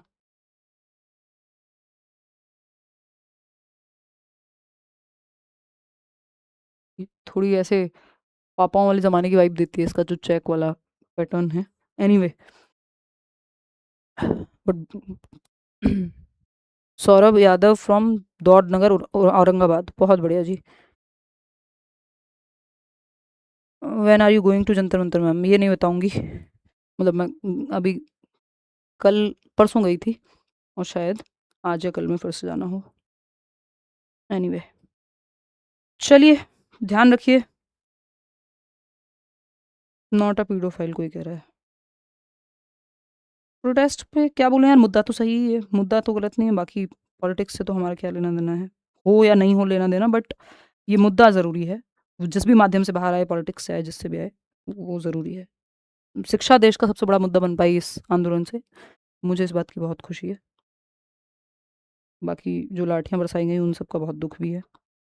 चलिए, टेक केयर, हम मिलते हैं मंडे को, और 9:15 के अराउंड कोशिश करेंगे कि क्लास शुरू करें। See you on Monday.